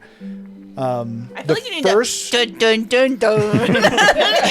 Dun, dun, dun, dun. I need Gurgle to like shit it up to like do some weird music. the first individual that would speak out. The first individual that speak out would be the half elf, that has the almost like the knockoff Shar. So you would. And what makes you think that you can kill the gods? Well, I'm gonna do it with or without you guys. So. I do like a partial giant's growth where I just giant my arm and I go, well, you see. Well, no offense intended, but if I'm not mistaken, one of the gods you're not even capable of killing, as she would look straight to Kogal. Him almost kind of glancing at her. Says, we're gonna see about that. Well, hold on, time out. Wait. He's literally got something. Oh, sorry. I was just saying, could my scry have finished so I could go on this conversation? Yes, very much so. Important note with actually. We could do that. Yeah, I'll give you the Like, scene give for me a that because that actually does matter. I'll give you the scene for that a little bit, and the way that we'll do it is when I give it to you, you're gonna be telling everybody else it's like an after party thing, just to keep Cool things. beans. Keep Oh, things there you going. go. That works. But yes, your scribe would be done. Wait, again, we got the thing for this. Oh no, I was just saying, like, I did it already. You're good. Oh, did you do yours as well as ever? Oh, that's my bad. Well, Sorry. I tried. I'm sorry. Hey, I was doing it. Now hold on, time out. Everybody seen I was flashing. the mine and statue flashing. Yeah. of Bane, okay? Who do you think put the scar on him? Capable is not the right word here. Could I kill him? Maybe not. Can I kill him? Yes. At this point, the satyr that you had seen before calls out. He was one of the individuals in one of the pools. He's now gotten out, and he's now fully dressed in what appears to be a almost like buttoned suit and a top hat, although not wearing any pants. That's overrated. He has just a very nice shirt with a almost like a tuxedo style shirt and a top hat with no pants. Ooh, that's gone. Is he a satyr? Yes. Okay. I just needed to correct the statement. That's all I'm saying. What do you mean that you're the one that injured Bane? His visage has been up for as long as Zinderhold has stood. That makes no sense. Your race lives not even a century. My mind is an enigma. Have you And ever your mouth been? spews lies. As Truth circle like, me. like two Truth other circle me. people almost like agreeing with him. Have you ever been to the Crystal Eye? That shit is crazy. Again, How are you this another scared? string of almost like very clear, like almost, or not even almost, just like very clear disbelief as a lock at this point actually basically signals Tiku hands for the servants Kogal to a leave. red. As the servants all start to fill out, and he says, Tiku hands red. okay, and Kogal a darlings, red. hold for just one moment. We do want things to be civil. And as the second high seat, save the approval of Kogal, of course, I am going to go ahead and mandate that nothing that's said here is going to be leaving this room. You didn't have us remove our weapons? I assume we should have removed our weapons because everyone else did. Okay. Tiku's gonna hand You do all Kogal still have your weapons? a red crystal eye lollipop to Kogal. This stuff is great. Mingling about, we'll say Gurgle figured this out as he was mingling and telling stories. The lowest seat is always permitted to have their weapons. Because they're supposedly the weakest. It is a way. Distent. Well, no, Distrust? it's not distent.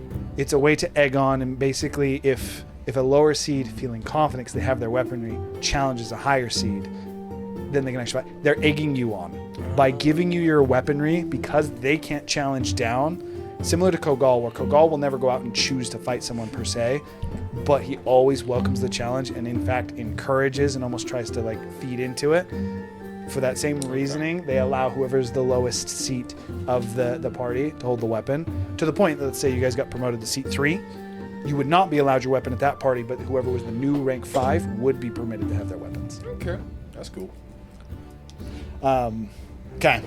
With that, the servants would all trickle out, along with some of the individuals that just don't seem on the side of this conversation. Specifically, there is a tabaxi that leaves. There is both the fat and skinny humans would leave, and then Really? Fat and skinny fat and skinny would both leave. are ballsy.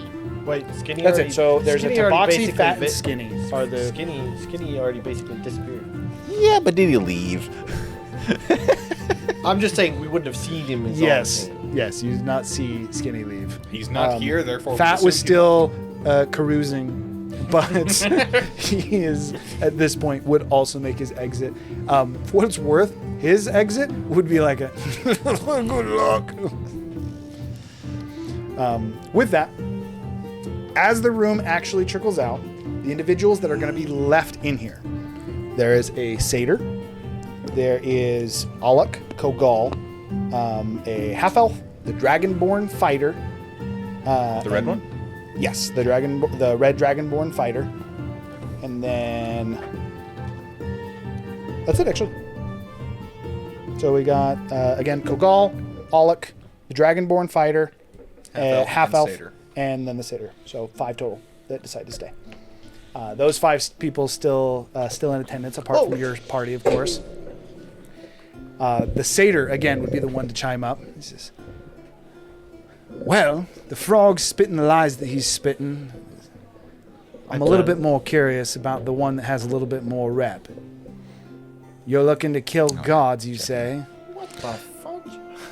And I'll explain it to you later. Better than mine. I'm a champion of a god. The champion of a god, yeah.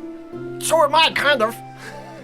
No one worships the fire primordial except for cultists. Except for cultists and heretics. You're a tadpole fascinated with fire. He's almost an aspect of a god. You can literally... sorry, you probably can't. The magic in his arm is enough to tell you that he's important. Your magic is... It's not your I mean, He's what magic? just like tearing, just roasting.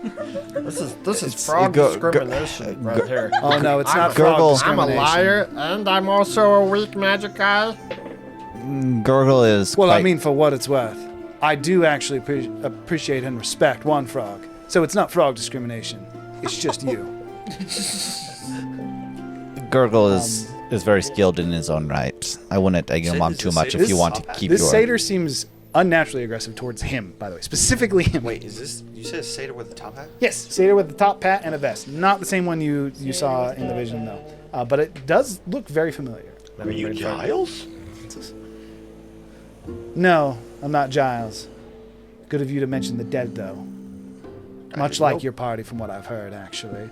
Alec almost like cutting him off. Says, now, darling, I'm gonna need you to bring it down a notch. They are the guests of celebration here. I mean, if he wants to fight me, if he wants to test my legitimacy, I'm down for a little friendly one-on-one. The satyr smiles broadly and goes, Oh god. "Oh, is that a challenge?" I'm not saying as a seat to seat. I'm just saying as frog to satyr is all I'm saying. So you don't even know the rules. Your intellect continues to befuddle me. No, it's just I can't realistically speak for my party because truthfully, Razer You is don't the one have that to. holds the seat. As a subsection or a sub-fighter within your own party, you can challenge me indiscriminately. You are still autonomous in your rule, especially if your party leader does not necessarily condone your fight. A fight between friends, still issued by you, of course. Stakes to be determined by our own leaders. Sassy bass. Elephant, or sorry, I don't mean to be rude, but like, you're Alec, like, is he with hand you? over his heart Whoa. and says, I'm hurt, Gogo. I thought we were apologize. going to I dance. apologize. Like, so, like, no offense, promise, no offense. Is he with you? No, Does he answer to you, or does he answer to Skinny? neither. Hey, then who in the heck is he with? The satyr Lorien. at this point would, the claws in his hand would just and he would just slice the side of his neck as the blood would seem to start to bleed golden and start to almost go alight. He's with 4. I didn't know that had 4. friends. Yes. As common as the name is, you still owe it respect. 5. Listen. Game on. You get your guy, I'll get my guy. will determine stakes. An official challenge then. Before we go putting our foot in our mouths, just because you have a bone to pick with Gurgle, most likely because of your connection to Roko would be my guess, does not mean you can take it out on all of us. I never intended to. As he said, it would just be him save the approval of your party leader. Boss. Do I know this guy? No, but he is clearly a blood hunter. I mean, I got that. No. This is likely a member that was brought in after you. Before that is able to continue, though, Kogal says, "Stomp your bickering, children. We're talking about gods here. And let's be real. You're both kind of weak." The satyr at this point very much so would shut up. He kind of like props Tiku up a little bit higher. He says, "Go bald nose." By all means, Gurgle, as long as you're not continuing a petty fight. Can you talk to Ben? Do you have like a connection? Can you just like say hello and see if he responds or no? But I mean, I can. I don't think you want me to, though. I'm just ask him if he remembers a little red frog from, in the history, in his past. I mean, I guess I could do that. I'm just... At this point, Kogal would lean up against the wall. And he would just close his eyes for a moment and says, "Well, darling, I hope we still get to dance." Sure, yeah, I'm down. I would, as Zephyr for the rock, as Bane is praying. Well, Kogal is praying to Bane, because I'm assuming it's the closest you can get to the celestial realm. We need some persuasive person to defend. And holding the rock in the direction of Bane. I didn't even hand you the rock yet. He has to say he gives That's it. true. Can I see the rock real fast? Gotta burn it to the... Nah. I mean, I can do that, but... I'm pretty sure part of the building's going to explode here in a second. Okay, Not so from me doing this. Oh no, from that. so what's the actual proposal here? Just wait for a moment. We got- There's something going to interrupt him. And then we Sure, also have but two other things. keep your distance as I I- back away from. As soon as you pull out the stone, again, multiple eyes are drawn to it. In particular, the satyr, who was now focused on Kogal, who had started talking, immediately looks at it and almost like eyes wide. You can't challenge me for it. Fuck off. I'm also wanted to know where you got it. He's first. Oh yeah, that is green. circle. I would quickly approach Zephyr and whisper, Cast your changing spell before Bane or Kogal finishes. Otherwise, we're all dead. I would hold the rock towards the direction of Kogal and see if the light gets brighter as he's praying. To Bane. What are you Thinking What are you focusing specifically of my sister. What? Oh, weird. Why I would have you no think idea that where would- this is going. So Why would this he get thinks brighter? that Bane has his sister, so if an aspect of Bane shows up, it should brighten up. The concept is when Bane made me spit out something in his blood pool. And I'm trying to see if that was the sprig of my sister. I'm gonna have you roll me a d20. You're running, so Okay. 15 or higher, or no, not for this. 12. It's straight roll. As you know, if it's 12 or higher or below. It's a 15. It's a 15, so it is above. Okay. As you have the thought, you grab the crystal, it immediately starts to and gets bright enough that it like almost starts to hurt to look at as it gets red, and a crack just not breaking, as you did roll high enough that it keeps its integrity, but the magic object is being influenced in a way that is too strong for its capacity. So That is the saying answer to it your is question is very, yes. very bright. All right, I'll take it from him. To the point that, especially because you rolled, you notice it's gonna break. Like No, as he no, holds no, it, the no. magic starts to go through it, and he takes it off. Or he takes it from your hands as the light would immediately dim down. Again, the room looking towards the crystal and back to you. The satyr specifically looking a little bit more Intrigued. interested in what you got. But the other individuals seem to almost like acknowledge it, of like, oh yeah, super powerful magical artifact. Makes sense. And It's like we all have those. Razu was specifically trying to see if his sister was close by again. When Kogal was praying to Bane. Do you cast a Zephyr spell? does his aura thing. Do I cast? Oh, Or what were you asking? I think if What- you don't cast What, that what, spell, what spell were you telling me to Does cast? he- Your Pray to aura Bane. changing spell, how you changed all of our auras to make them look like something else. Oh, I think that takes longer. I don't think I can do that. Does he pray to Well, Bane, shit. or does he like No. commune with I don't Bane? think feel we're like going to be he was dead. a prayer. No, I He's think not praying. He very much so. I think there's leans just back be a on lot the of wall energy and that just comes kind back. Of like No. folds his arms and So if you remember right, It's like a commune meditation kind of thing. the only reason the gods are not killing Never us died in is sacrament because meeting. of Naboro. Yeah. But if a god shows up right here, what's stopping him from killing us? Well, I mean, Bane. I have an argument. how long does it take to cast? Wait, how long does it take to cast? This could be very simply Hang on, figured out. I don't know if I have it prepared. At that point, it would take 10 minutes and it'd Yeah. be Oh, no, the you could argument. insta-cast a spell. as Oh, a yeah, weird- I- you just burn the spell. Yeah, hang on. Let me. It just counts as a spell If scroll. he you has don't it have prepared. If you don't No, have it you can prepared. use it. It just deletes it from your spell book. You can Well, cast it as a spell scroll. Hang on. You just hit him with the breaking the rules in your own city.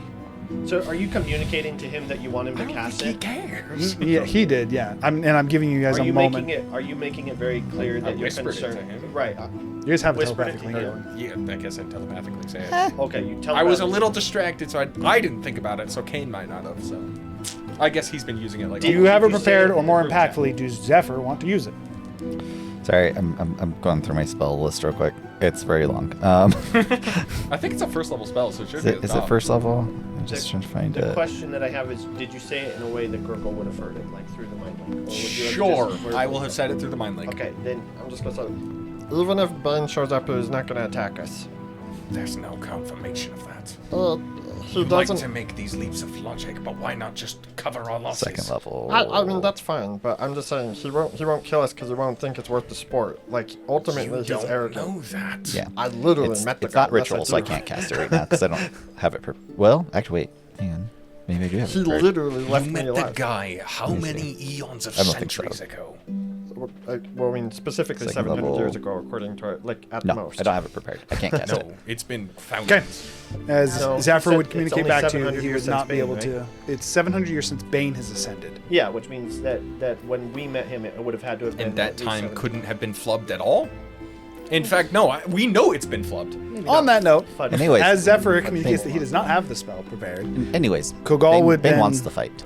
Kogal would then just get up off the wall, not opening his eyes immediately, but walking over to you, his arms still folded. And then when he opens his eyes, they would no longer be the green eyes that Kogal has. They would instead be that pure, almost like blood red with a single cat-like black I'm assuming split in I it. remember. You remember Bane's eyes. As Hello again. it would, arms still folded, it kind of like he leans down just a little bit. It's been a while. It's the little frog. Yeah. It's good to see you. I thought you died. No. But Good. we're. And he tells me you want to kill me. I mean, the thing is it's a little bit more complicated than that. But like, I don't think I'm quite ready to challenge you yet. I understand you want a good fight.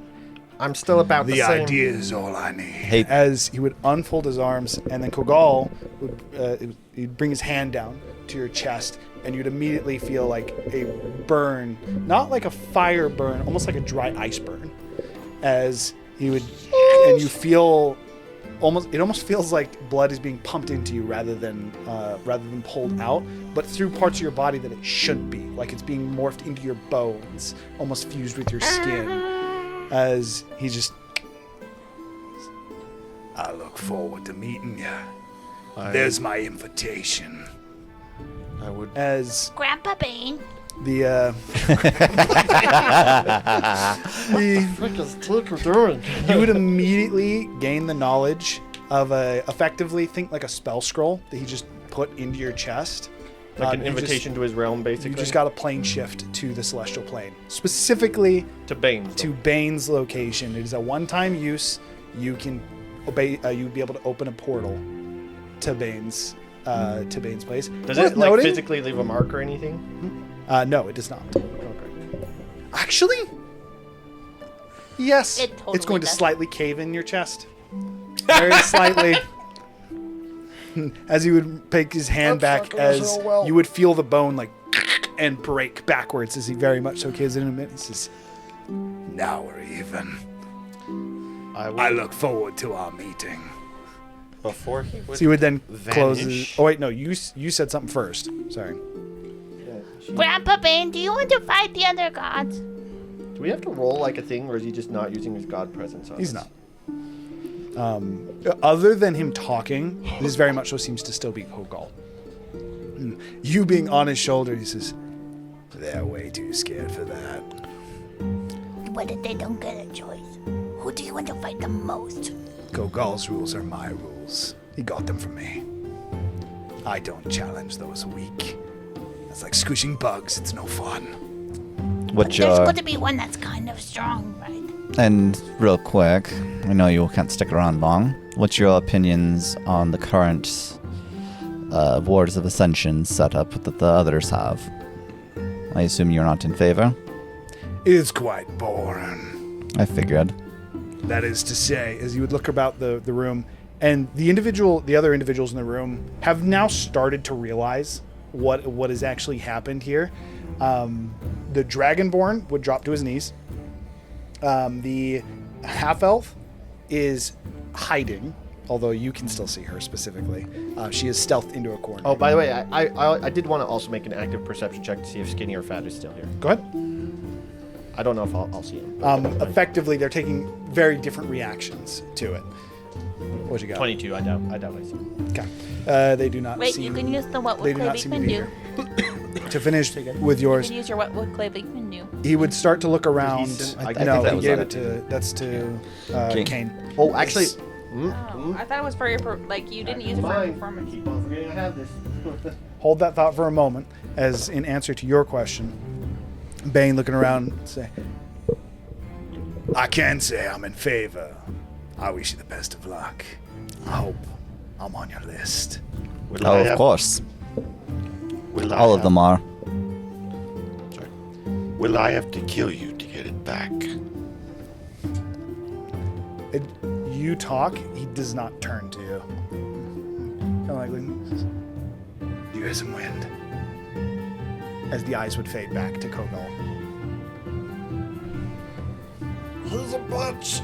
Now my chest hurts, and now I look like he does. Gurgle would just be like bleeding Shit. from what that happened. It would just, there would be effectively like blood pouring onto the ground. It's like enough where if it was a normal person we'd be worried, but because we're like demigods, it's like, you'll be fine. Roger like sticks his blade I just like cauterize it from the inside out and just start heating up. I just As you start to cauterize it as well, the half elf would reappear, and she would approach you and say, I can heal you if you'd like. It's alright. I did this to him. It's only fair. I'll just sleep it off. I'll sleep it off. Feel the pain. Love to burn. You're a weird group. Well, to answer your question, I can tell you I'm not in favor. I myself still hold myself to a higher standard, one that you believe that it seems that you believe you're above. What do you mean? I don't specifically mean you.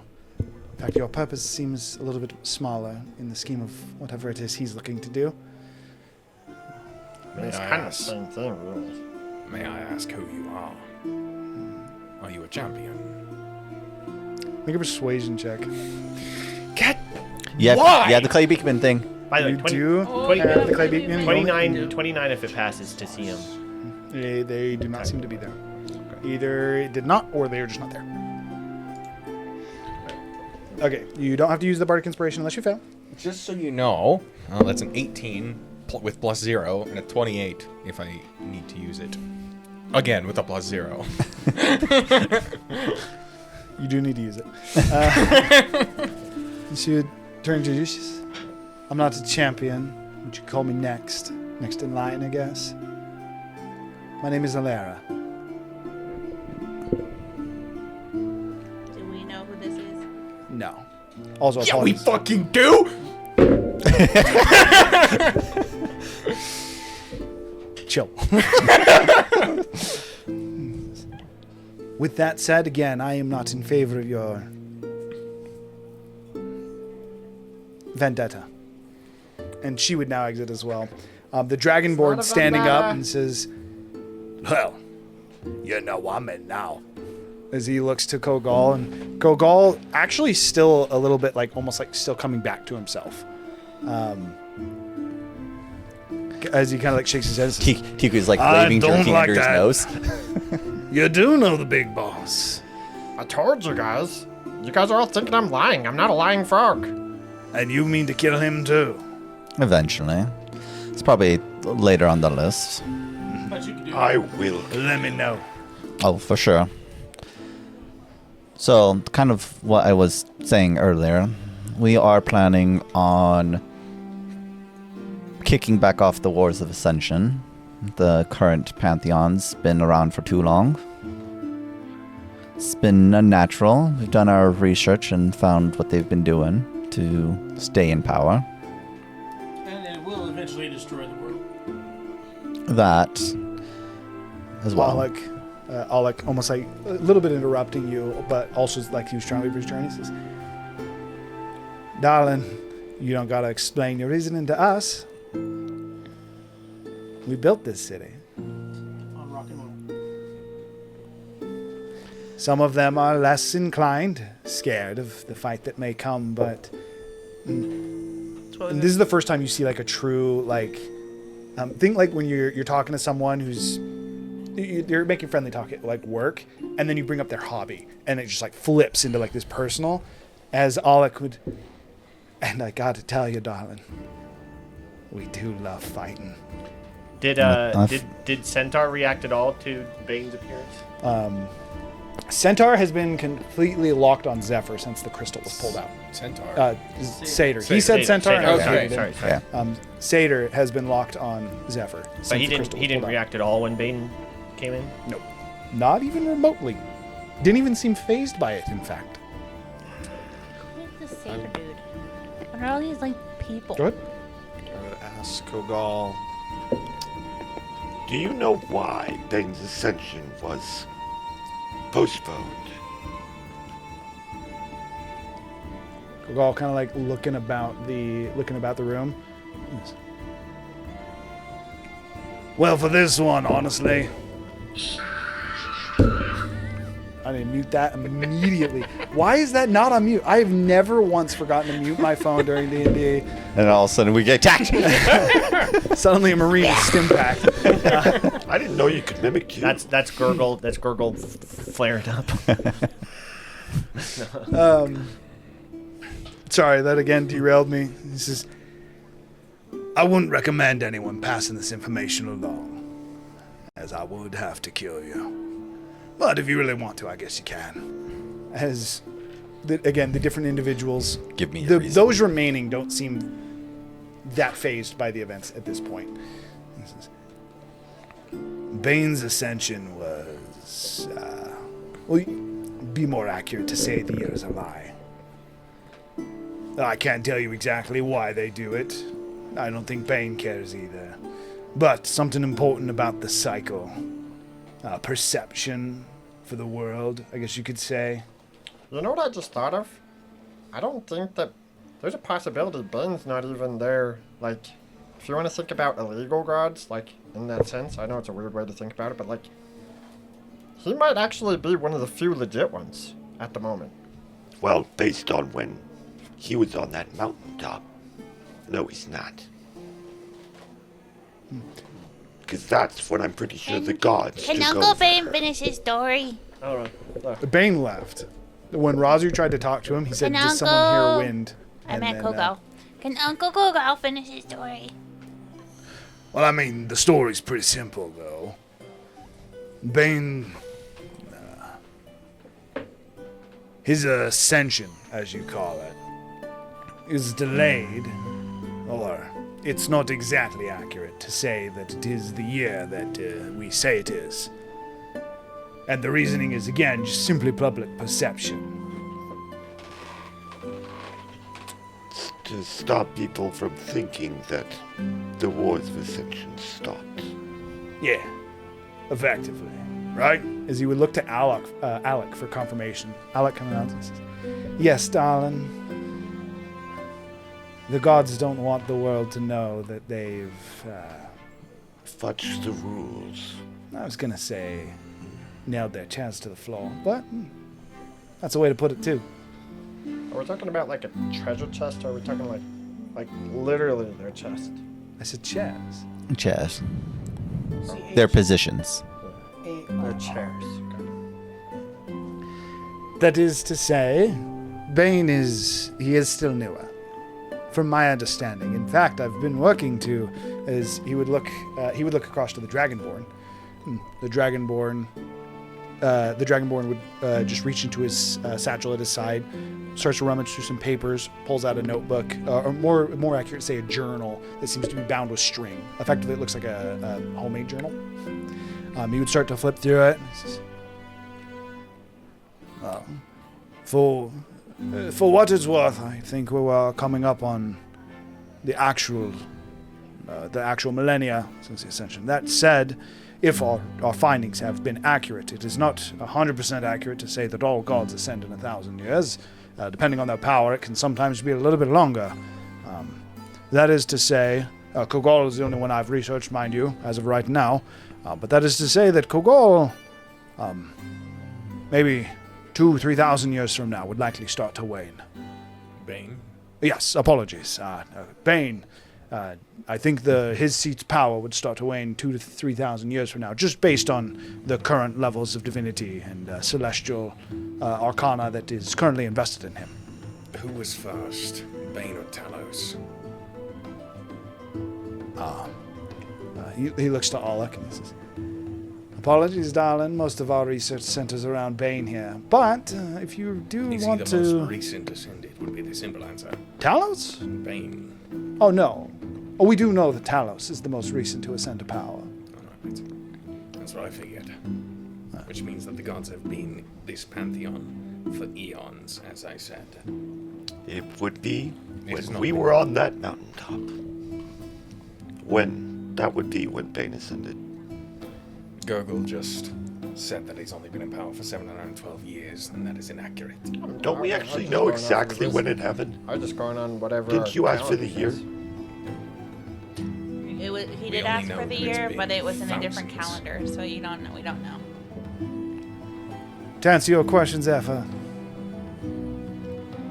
Zinderhold will stand with you. If you wish to start up a war with the gods, I've just... No, not right now. We have some other things we need to set up before we begin. Like fighting a big T-Rex. Kogol says, "Well, keep in mind, that's mine." I was going to go with you so I could cook your T-Rex. Oh, not to do. We're actually going with him? Pauses and he's like, "Wait a minute." I don't have to wait to eat it. Alok's final comment to you would be, "Well, darling, I simply hope there's good music. I do believe that'll be a dance to die for." Oh, and it's gonna be fire for sure. I like you, Mr. Elephant. I appreciate that. I like you too, Tiku. Do you have any favorite foods? As he would almost taking pauses for a moment as to try and not offend you. He says, "I know you're going to find this boring, but I do have a favorite food. It's grapes." How about a grape flavored crystal lollipop? That I will try. As he would take your crystal lollipop. So, Did you know you can genetically modify fruits to make them bigger and juicier? I feel as if that would ruin the flavor and the joy of the grape. No, It's good to know, though. it's actually a cool part about alchemy. You can not change the flavor at all. So, it sounds Right. like our party's just trying to cooperate now. Trying to make small talk. On a random note, So I am I will drop word as soon as we need Zinderhol's assistance. I'll probably send it by paper bird, most likely. I'll most likely try to teleport if I can, but I have a feeling when things start to get heated, I'll be preoccupied. Do you have like something we could crush and then you know it's go time? Like Who's? and then everything goes and then it's go time. Tiku, I'm trying to Well, I talk. mean, not exactly, but Alec chiming in says, "You do know again that you are amongst the high seats now, darlings." He would hold out an amulet to you, it's a golden chain that goes down to effectively, what are they called? They usually have pictures in them. Locket? Locket. Yeah. Just a circle locket. Is holding it out to you, and he says, "You can now command Zinderhold, assuming that none of us overcall you. Just give an order." Oh, that's easy enough. And we'll work out a list of. Actually, do we have anyone that's on our list right now that we consider directly hostile? For sure. That one. Sapal, Sepulka. Drumas, which means Moradin. Mistra's. Well, I mean, I guess assume if we're we're just not talking included. champ. Well, we're talking about Individuals. yeah, the gods god and or declared champions. direct Oh well, then war. definitely Mistra. So the ones we plan on being hostile as soon as we trigger some events would be, Mistra, Moradin with Drumas as a champion. We have a feeling that Mistra's Orlada. champions may not be directly opposed to our plight. I believe we I haven't. think you're overcomplicating this for them. You know, the people that try to come and hit you, just kill them. Some of them like to be Certain steps prepared. do need to be taken, darling, but I do understand where you're coming from. I'd add one to your list, though. Who's that? Olney. Olney? Who's Olney? Olney's the champion of Lathander. Well, from my understanding, Makes sense. Lathander himself likely would be sympathetic to your cause if what you say is true, which I have no reason to believe it's not. I do believe That that. said, Olney is fanatical. I could get that. What about Cedric? Is only a dwarf. Wait, was he a dwarf? Can I describe the guy that you saw on the hill? He was fat. Fat human, He was also, I think, a large creature. large. He was really big. You guys don't remember anything. I He was an don't- Azimar. Oh yeah, he was a fallen angel. That's right. No, he's just an Asmar. wasn't He was even not a fallen. fallen Asmar. He was just an Asmar. He was just an Azimar. Yeah, he's just an Asmar. He did have gray wings, so it gave you fallen angel vibes. Was he Ah, blind? Is he that's- blind? Olney? Never checked. Did the guy survive the fire? No. Oh shit! That would be crazy. If you look to dispatch Lathander, I assume that Olney would stand against you. Even if Lathander's approval, I could assume that is one that he would go against his god for. Others that you have not mentioned, well, I would be worried about Icladon, the forces there within, Kalimvor, the Bria, those of the like. Yeah, But it seems- Kalimvor. I think he may be okay. I did notice that in the arena. Yes. You seem to be getting along quite well with his proxy. I did not expect that. The little girl. Yeah, the human child, teenager. Sorry, she seemed to be Willing to vouch for us? yes. And from what I understood, she was sent to condemn you. And if she left doing not that, then I assume it went well. Yeah, I don't know. Sometimes we can do something good like that. Well, I'm glad that one. if you have worked anyone out. to add to your list, Adaro. true. I kind of assumed those that declared war, as Razu said. That'd be Mistra, Tiamat, and Azoth would all be against you. Asmodeus as well. Oh, as would Wazarine. Asmodeus is A lion. Well, I was going to say not a big player, at least as of recent times, but I guess you could say that he's involved in many things that we don't know about. Suffice it to say, he is the originator of this group. I've also heard Without he's- him, the Cubix Ascenders would not exist. I've also And he's on a list of enemies. Yes. It's confusing. I agree. But But I don't need to ask questions.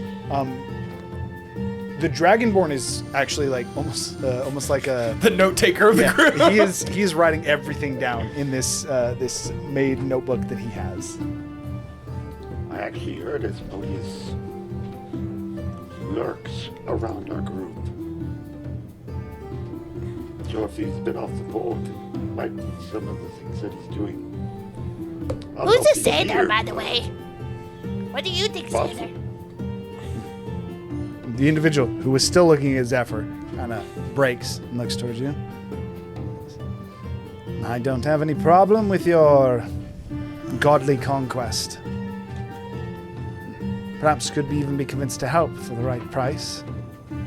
I don't work for free, though. None of us do. It's just that payment varies. I do like your hat, by the way. Thank you. by the way, He Who are has you, his though? first genuine smile. But who are you? What's your name? I thought I introduced myself already. I am Varric. Actually, like- apologies. I think he introduced me for me. But like, what do you? Who are you? Why are you here? Why do you care? What is your group? How much do you cost? Do you want it in food? Need to pay more attention, Tiku. I'm a am blood hunter. I'm a member of Fourth. As far as my cost, I guess in one way you could say it'd be him. Or perhaps that rock. That rock is very, very expensive. Huh, as are our services. as my first act in the 5th seat official, I declared that y'all can't call me liar anymore. And I think they're all going to overrule that. The satyr immediately says, as the fourth seat, I will rule it. Well, then my challenge is you're gonna have to say sorry, and it's gonna suck because you're gonna have to do it publicly in front of everybody after I kick your ass. He looks to Alec, and Alec says, the rules are simple on this, darlings. Your leaders do have to come to an accord and an agreement. Roger's right here. That's my condition. Rosie's like, yeah. You'll need to speak with Lorien. Is he your leader? Varric would nod. Razu, how do you feel about Gurgle challenging? I'm not gonna lie. There's a decent chance he loses this one. What? What did you say? Decent chance he Decent loses. chance he loses this one. I mean, you guys can set the But- terms. Once you can present your terms, I'll read the paperwork. And what do you want Gurgle to do if he loses? Resign. Ooh. Resign from The seat. the seat? From all the rankings. You will be eliminated from your party.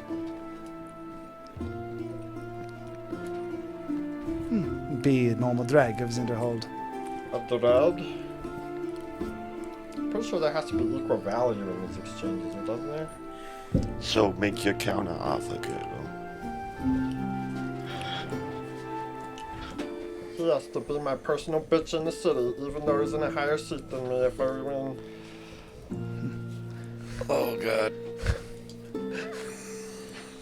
Pending Lorien's approval, I would give up my seat. Then I'd have to listen to you. I think it's better that you just have to do what I say when I'm in the city. Except for it goes against the rules. But if I'm seatless, it's easy to give me orders. Technically, all of you could. Sure, I'll serve your house. But then you're not a blood hunter anymore. I don't want to take that from you. I'm not that much of a dick. He'd still be a blood hunter. How do you Well, think but this like works? he doesn't get to work with Fourth, you know, the Fourth.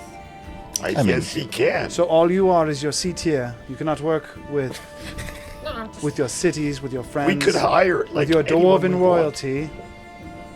I mean, like, look, if But- we're okay with that, By the way, Whatever. you know what the standing army for Zinderholt is, right? stand what? The standing army for Zinderholt is all the combatants in the arenas. Right. Yeah, we just command everyone underneath us, which he would be. Him in that case. All right, fair enough.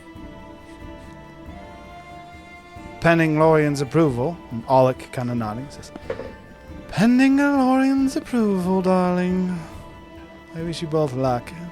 I'll have to figure that out at a later date. Is there any other business that you wish to discuss, Zephyr, or perhaps any other acts that the 5th High Seat would like to implement? I mean, I was just gonna make Gogal an offer. I've got a deck here. I heard it can summon a Durask. A what? Where did you hear that? How do you know that? Are you bluffing him? Can summon what? A Durask. Okay, actually, how do you know that? Yeah, like, you above bluffing it? table. No, you don't know that. You can bluff him. To I the guess. point that I can tell you that deck can't. I literally picked an option to make sure that that can't happen. That's why I picked this deck. Yeah, I thought you could choose that though. That's up to you. You can draw the card, look at it, and then decide. Technically I can, but I just chose the deck. He chose a different It's fair. deck, though. It's fair. I thought I did research on it, and you said it was the closest thing you could relate it to is a deck of many things, which you've That's heard because of. it is a deck It's- of many things. technically not it's a- the deck of many Well, things. no, what it no, it is. True. It's technically called the deck of many more things. Yeah, but you said when I looked into it, you would know that this would be similar to the deck of many things. Indeed, but Razu has never encountered Yeah. a Tarask. The world at large wouldn't even know what a Tarask is. Like at most, it'd be in like history books as like. Or no. or The- some the answer or some is weebs that you are would really not into know kaijus. that deck is capable of it. You would not even know that a deck of many things is capable of it. The only person who would even have a chance at that would be him or him. That's right. That's what I say. You can offer him a card. You just can't offer him. Or You draft. can't Yo, offer him this'll with that summon knowledge. a kaiju You can for say you. you can say something like this deck Also, has a chance to, just like, in case you alter missed the it, he reality. said he knows where one is and he's hunting it. I understand that. I just when You you said literally- I would relate it to a deck of many things, I just assumed that Razu would know. You literally already summoned an About a deck Avatar of- of Death. Say, this has already summoned an Avatar of Death. I mean, I feel like an Avatar death to Gogal would be like from. You are aware that avatars of death are spawned based on the power of the individual that draws the card, right? Yeah. Yes, but there's still. Hence not- when copy of him. Kelmia drew it, a lich spawned. Fair. Not With that said, that is metagame knowledge that I would Yeah. not allow. Okay. You do not know that it potentially would even be capable of that, especially because that deck again is not capable of that. Oh, well, anyway, point is, I have a deck here. It's given by a god force. Can give you power. Or summon something that is Or it based can, on the strength of you. or it can also debilitate you. Or it can rob you of every Gogal. single magical item you own. Kogal shaking his head and says, "Your deterrents don't scare me. Oh, I'm not trying to scare you. I'm However- just making sure you're informed. I think this is part of your problem, Razu. You look to magical items for your strength. Do you not use magical items? When have you seen me draw a weapon? I haven't. You just haven't. I use things to enhance my abilities and I earn them. I don't pray to a random deck of magic to supplement the strength.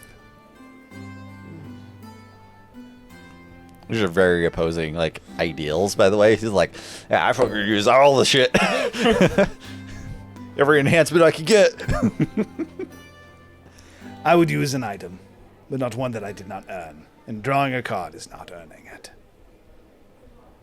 By all means, though, draw away. Interesting. Well, I see no problem. You draw a card. Statue. That sounds like an amazing thing. And you're You get petrified. petrified. You turn to stone. You immediately die. You cannot be resurrected. Your Except soul for the is wish spell. immediately shattered. That is way too close. You gotta be like. Yeah, there you go. He's 10 got inches it. away. All right. I need 1 second because I did not expect that to get drawn here. It's fine.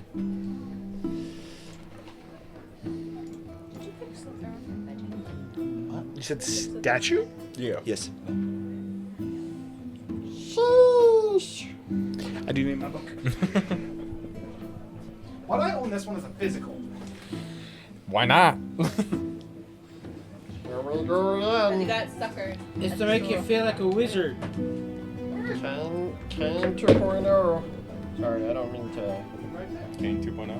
Yeah, I don't mean to remind you of the time when we lost our shit, but. Oh. No, I said we see him draw, and I'm just Oh. like, oh dear, here we go again. Yeah, go again. Alright, I have one more idea for this.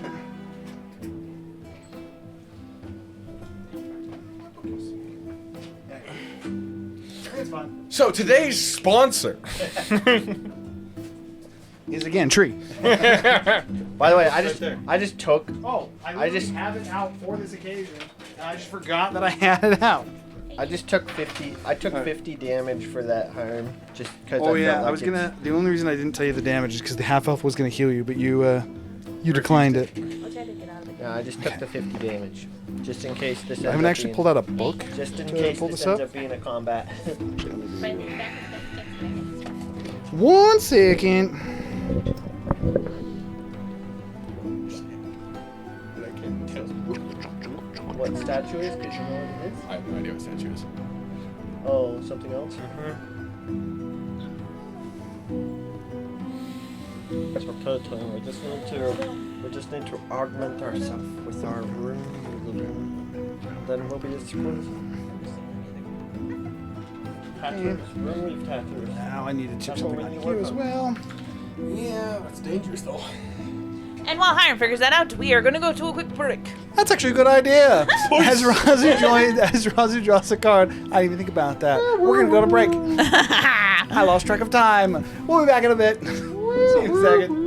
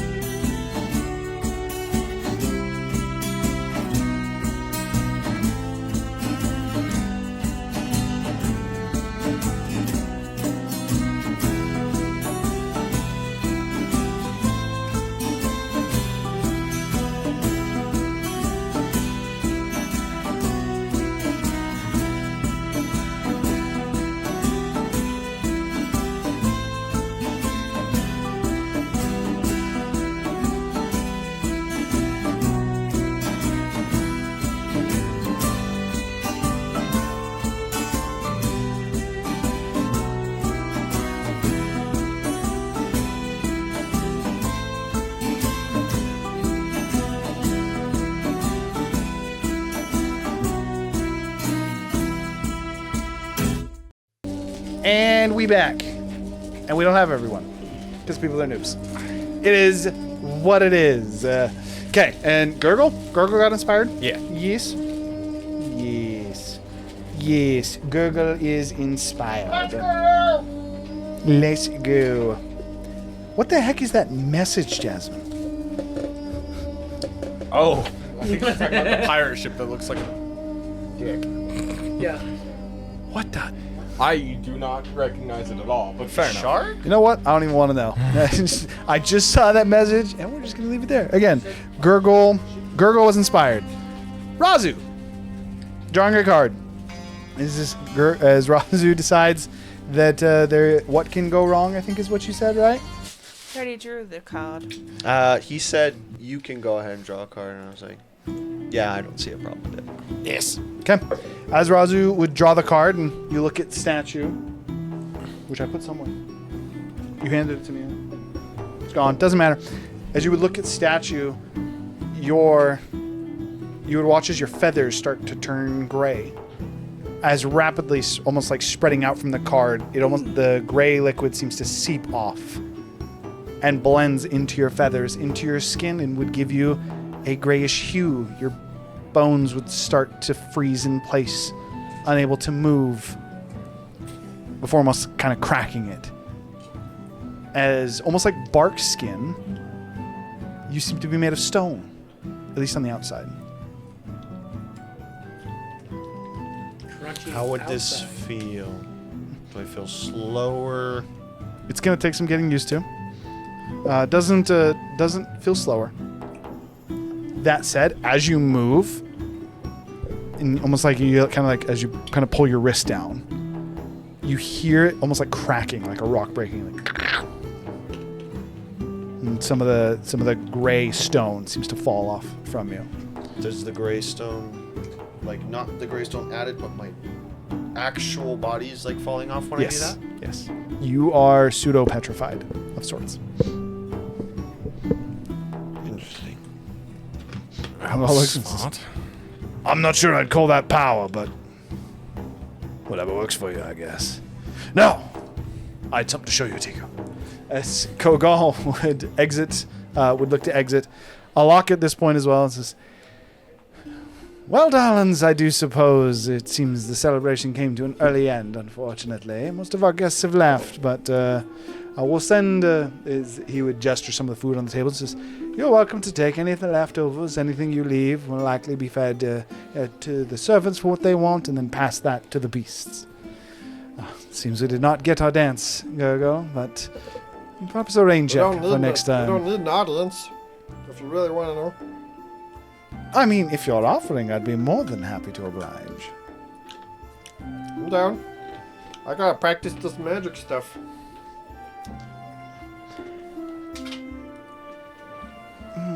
What fantasy? What's your favorite story? You know, I've been working on this one that I haven't seen in a while. But it's a story about the creation of the gods. My grandpa wrote it. That does sound most fascinating. Might I see it? Or is it all in your head? It's in my head at the moment because I gave the actual text to I thought you made a copy. a gold dragon. Oh, Had a copy? I thought you made a copy. Oh, no, I do have a copy. No, I'm pretty sure you made a copy. No, he's right. I do have a gold copy. I mean, it's kind of a long story, but like, when you can start to see it, I'll need it back, but I don't know how far you'll get along in one night. I've been studying it for months. He would take the book and he says, as he starts to read it, he says, "Gargoyle, it is much too beautiful to waste on an improv dance. This, I've been practicing. this would need to be a ballad. It could be a whole performance. Perhaps even a publicly performed one. Could be lucrative." As he would be very interested in this story, but does not. He doesn't want to do an ad-lib performance on it. He says, "I would love for this to be our first dance, but I would need to study it myself a bit. How long are you going to be in Zinderhold this time around? Are you all leaving soon?" Within the day. question. But I will say that this is technically a copy, and largely the magic is not in this one. The real text is somewhere else. Oh, don't you worry. As kind of using his fingers to almost like trace, almost the two fingers, using them like legs, as trying to effectively dancing across the page, you would notice that he is imbuing some of the lettering of this story, this copy, and effectively bringing it to life of sorts. Not nearly to the same potency that whatever it is Rocco had created, but even just haphazardly playing with it, he is imbuing magic into it. How are you Oh, doing that? He is the one that does the arena, you know. I think it's the same type of magic. of sorts. Credit where credit's due, darling. I do have some friends that help with that as well. But yes, it is my magic at its core, and I don't exactly know how I do it per se. It's kind of like, how do you breathe? How do you see? Well, seems to be a variation of rune weaving. Perhaps it is. To me, it is just a dance. It's stories. It's life. It's the breathing part of the world. May I ask a favor and pick your brain about this new variation? I mean, if I can answer, I'd be more than happy to help. The rest of you, I believe, are free to go unless you have other business here, as the individuals would kind of nod. Notably, Dragonborn does not leave. He continues to note-take.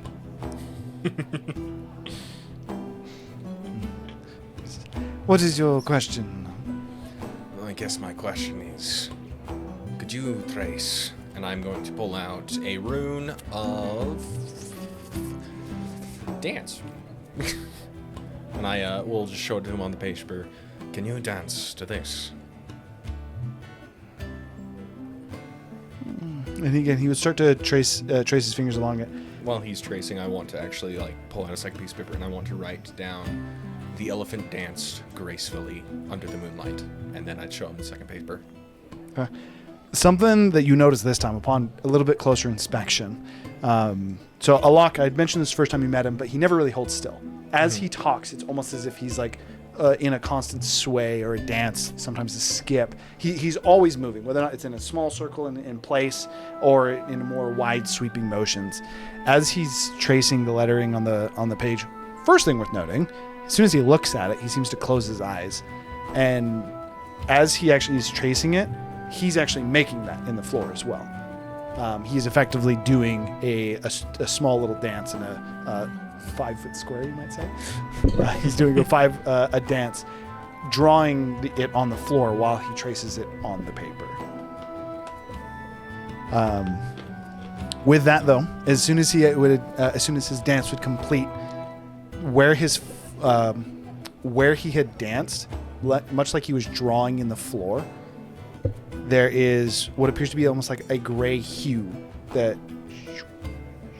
and just traces the rune in the floor before seemingly glowing bright for a moment and then fading. As he finishes it, he says, "Oh, I'm sorry, darling, I won't lie. And in one way, it is a fascinating design, but there's no soul." No soul, as in you don't appreciate the music? No, there's no story. I'm a storyteller, story listener. I'm a performer. There must be soul behind what I perform. The second one. I assume that's what you just wrote? Yes. He takes it and he says, I mean, I do dance gracefully, but again, there's no hooks, there's no payoff, I'm not sure I could do with this as what I normally do. It's much like a ballad, again, as I said with Gurgle's story. There has to be a beginning, some meat, some excitement in the middle, and then an end. That is how my magic works. May you give me an hour. I would like to create a story from you. I would love to see it.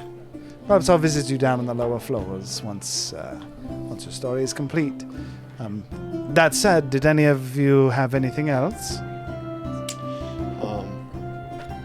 was just gonna say I was gonna do a little bit of training, for lack of a better word, just to see if I can figure out what happened to me. Like if there's a breaking point, like if I realize if I do too much, if my joints will break. Make a medicine check. One last question, since you seem to be the most. 28. 28. You're in the process of petrification. You can see it going two ways. You could see a way to maybe potentially it flips good, or you become stone. Whatever this petrification is, it's not done. You are in the process of petrifying. Yo, Zephyr, is this a curable thing? Or can you, like, identify it and tell me exactly what it does? I mean, like, Is it magic? I mean, I can try. I don't know anything about a spell that turning you to stone. I've heard of creatures that can do it, but I will spend some time casting Identify on him. It's gonna take a bit. I'm curious. I walk up to Razu. I start is his feathers still like bendy, or like are they like? They're more brittle. They haven't lost all of their malleability, but they are definitely more brittle to the point it's like almost like a finger. You can bend it a bit, but now they would snap rather than being able to bend as far as they normally would. It's like that the spine of the feather. It's like sand. The entire feather is like that now. Okay. It's like sandstone. You know how you can like pick off pieces.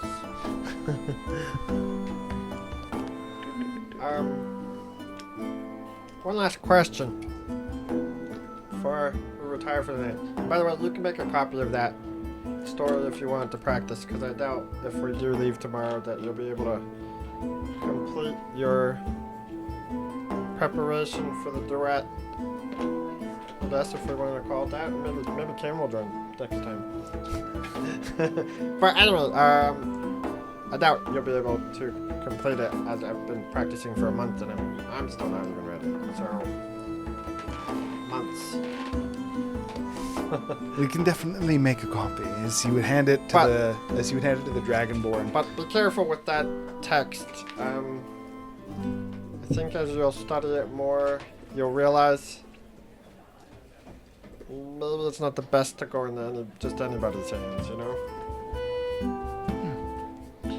We'll just say that it has a certain objective with that story. As pretty and as nice as the story is, it does have a specific objective that not all people would necessarily appreciate. A tragic ending, then? I think that would be one way of looking at it, yes. You might need to take some creative license with it and make your own Broadway spin-off. He would hand the book off to the Dragonborn. He says, as long as it's all right with you, darling, I will deliver it when I bring when I come to hear Kane's story. I actually have another person working on it, so I think having more people work on it. I mean, to be totally honest, this is my grandpa's life work, so. Although I will treat it with care, then. the person working on it's got quite the head start on you. Yeah, but I don't know if he's really the kind of performer, you know? He's more on the knowledge side of things. He's got quite the head start on you. He does have quite a head start. But also, Perhaps we can add him into the performance, then. Yeah, I think it's good to have multiple people working on it, as long as I can trust them, and I don't have any reason not to trust you at the moment. Considering you basically said you'll help us with our suicidal cause. Well, I'm glad you can trust me, even if you can't remember my name. But, that being said, I remember your name, Alec. Let's be real. I just... Sometimes it's easier to just say elephant or frog, because that's what people refer to me as sometimes, you know? It's just... I would never. Well, I appreciate that. But at the same time, what I really wanted to ask you is, you seem to be the most knowledgeable about being in the city. Yes, as looking to the archway where Kogal had exited, he says, probably shouldn't be, but I am.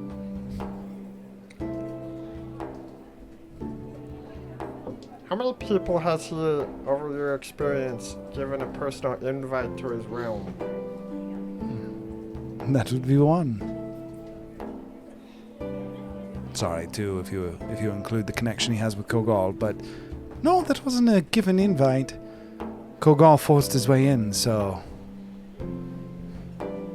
that would just be one. Well, I hope that Satyr is as powerful as his cockiness says. I mean, you have to be pretty strong to be in the 4th seat, but I will say, the last time I fought somebody in the 4th seat, it didn't end well for them, so... You haven't fought someone in the 4th seat. Oh, yes, we have. Those two in the pool, we fought them. Do keep in mind, you fought a piece of them. I mean, that's fair. They didn't fight me at full power. He's only at 50% plus ultra. This is In that my regard, final form. my one thing I will say to you is he's slightly hot-headed. Lorien is much better at keeping his cool. I doubt he will agree to the terms that you laid out today. However, if with enough prodding, I'm sure that he'll agree to something. I don't think it's entirely worth your time, to be honest, but you can do as you wish. Somebody that doesn't like being called a liar. So, maybe that's a shortcoming of mine, but at the end of the day, I think it'll put some perspective if he really thinks that I'm as weak as he seems to think, or that You misunderstood what... Okay, so the only thing that I know about Varric is that he looked up to Roko. How that plays into some warped hatred of you, I don't know. But he knew Roko. Apologies. I know of him in name. So I was right.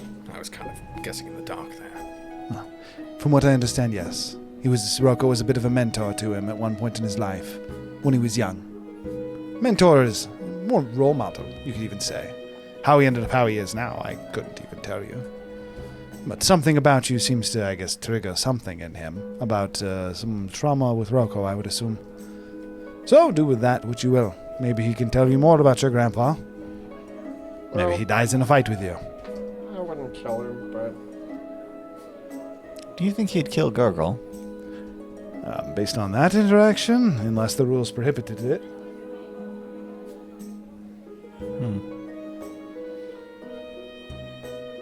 Maybe I'll adjust my requirements for him if I beat him in the fight. That he must tell me what beef he has with my grandpa. I am curious to know what it was like to learn from my grandpa in a more student way. I was always just I would say grandchild. put in you and or your and your grandpa. What does put in both. Why is he holding a grudge against a dead frog? Maybe he's not holding a grudge You're against right. a dead frog. They are inconsiderate, Gurgle. He's not holding. He's not. I mean. What I say. That's my point. You see, that's exactly my point. Anyway, my grandpa, he's not holding a grudge against my dead grandpa. He's holding a grudge against me because he has respect for my dead grandpa. Because he has respect, he holds a grudge against you. Yeah, it doesn't really make a lot of sense, actually. Now that it's brought up, now I'm kind of curious. Now I kind of want to know. I mean, if that's the case, it may be because you were given your grandfather's lineage and you've kind of squandered it. Squandered it? What do you mean squandered it? I mean, I've been never studying really it for seen months. you fully charged. Can you elaborate? He's not going to believe me if I explain it.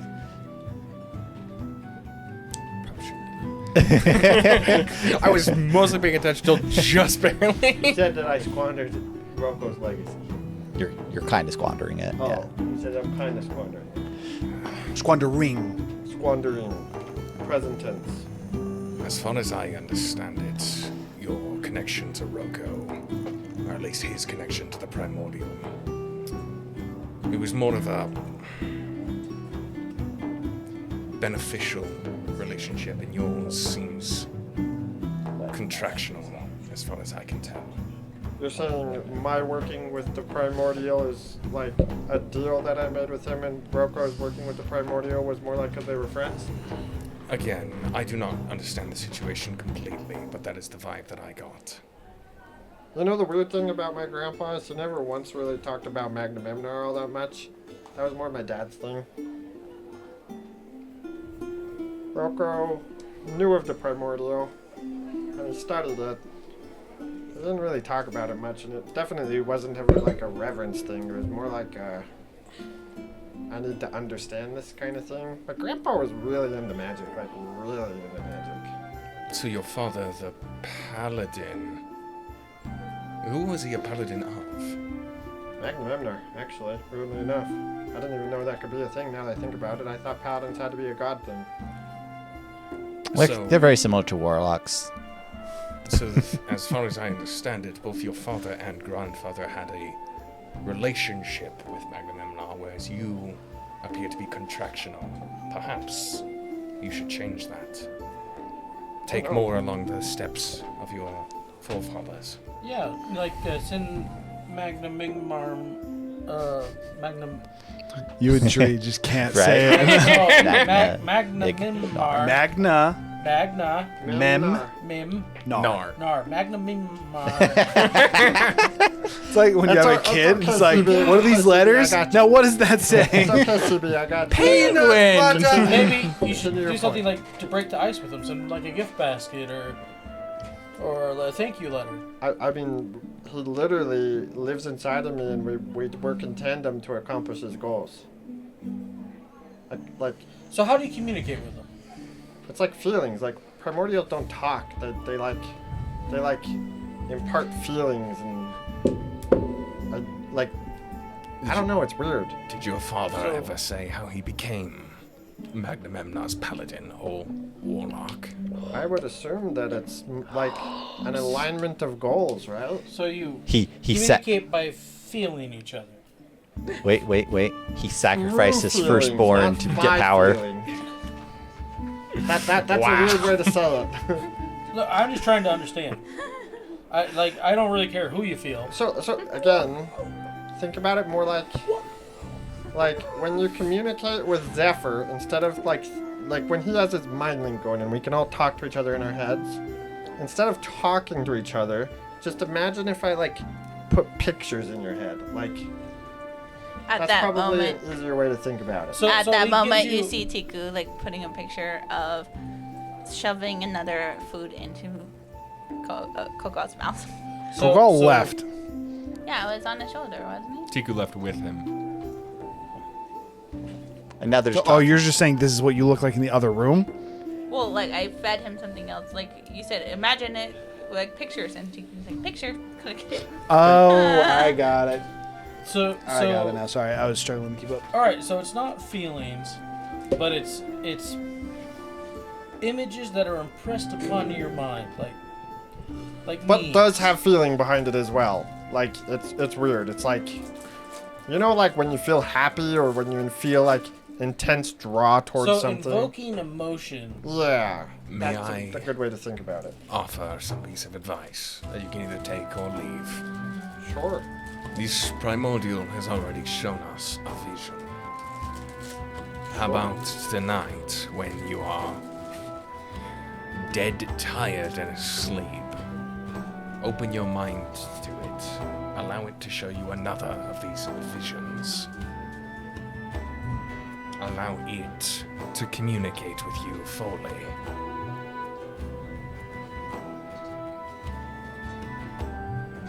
Take my advice or leave it. But it has already occurred once, so we already know it is possible.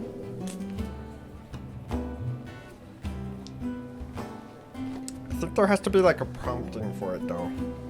What if the prompting is your acceptance? What if it's been trying to communicate with you, but you've been sealing it off? You won't know until you try. mean, it is worth a try, but I don't really feel like I seal him off very much. Be it consciously or unconsciously. I mean, if your father was a paladin, that would imply that he had to provide some worship to it, which opens, effectively, he was opening himself up to the being. So, But I do that every time I use his power. Yeah, Part but of the process. but Yes, but you don't no. do it in the quiet. so when you, so communication is limited. You only ask when you need. Currently, right now, is that it? Because it only imparts emotion with some image. So there's a lot of nuance that can get lost or misinterpreted. I would say that's pretty accurate, yeah. So I honestly would think maybe do what Kane said. Maybe you can open up a new avenue of communication, something that your grandfather maybe discovered.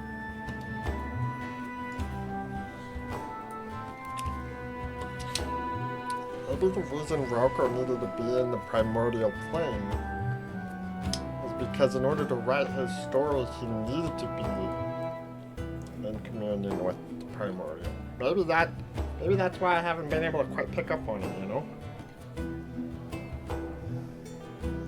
Maybe if I read the story while, like, channeling Magnamimnar, something will happen. I like this idea, actually. By the way, I wouldn't say that I don't worship Magnamimnar. I literally read a prayer to him every time I do anything fire related. Yeah, but it seems that you only do it in moments that you need something. Do you not see me always talking about how fire is everything? I feel like I do that all the time. Am I Again, crazy? if you believe it is unnecessary, it was merely an idea. You know, I'm not gonna lie. That is No. I love the idea, and I think that has a lot of merit. I'm confused that that Zephyr's saying that I don't. I mean, worship's like a lot of different ways. It's not always just like prayer, right? Like sometimes you pay homage to drive around because you're like going out in the storm and just to like living in it, right? That is part of my prayers, effectively. But I do it not asking for anything in return. That's what I do every time I do anything with fire. I just have never seen you not be asking for something. Maybe I don't do it enough, but I do feel like I actually tell people to praise the fire quite often. I should. Yeah, but you yourself only praise it, at least from what we see, when you need something. If I were to relay my findings, when I first met you, you would do it constantly. Every time, like you said, but ever since you found the primordial, it seems to have died off. Again, I am providing insight, perhaps where it is inaccurate, but it seems like as soon as you were A conduit? a conduit, you no longer needed to accept what you were. You already were. Perhaps, and this comes from a person who has recently lost their faith. Have you gone some soul searching once you met the primordial, discovered the primordial? Felt like a little like, oh, he's not as powerful as I thought and not worthy of worship? No, he's definitely powerful as I thought. But worthy of worship? Yes, no. Oh yeah, like the world doesn't go without him. He's older than most of the gods we know. Worthy of your worship is what he means. I love him. I mean, I like him, love him. I don't know what the accurate terminology there is. Love is fine. Love is expected of devotees. Yeah, I mean, like, fire's important. Like, yeah, it I said destroys. revere. Oh. Fire destroys, sure, but like, It also keeps people warm. It also cooks food. No, just. We're just saying there may be other ways to communicate than what we've seen. Do what you will with that.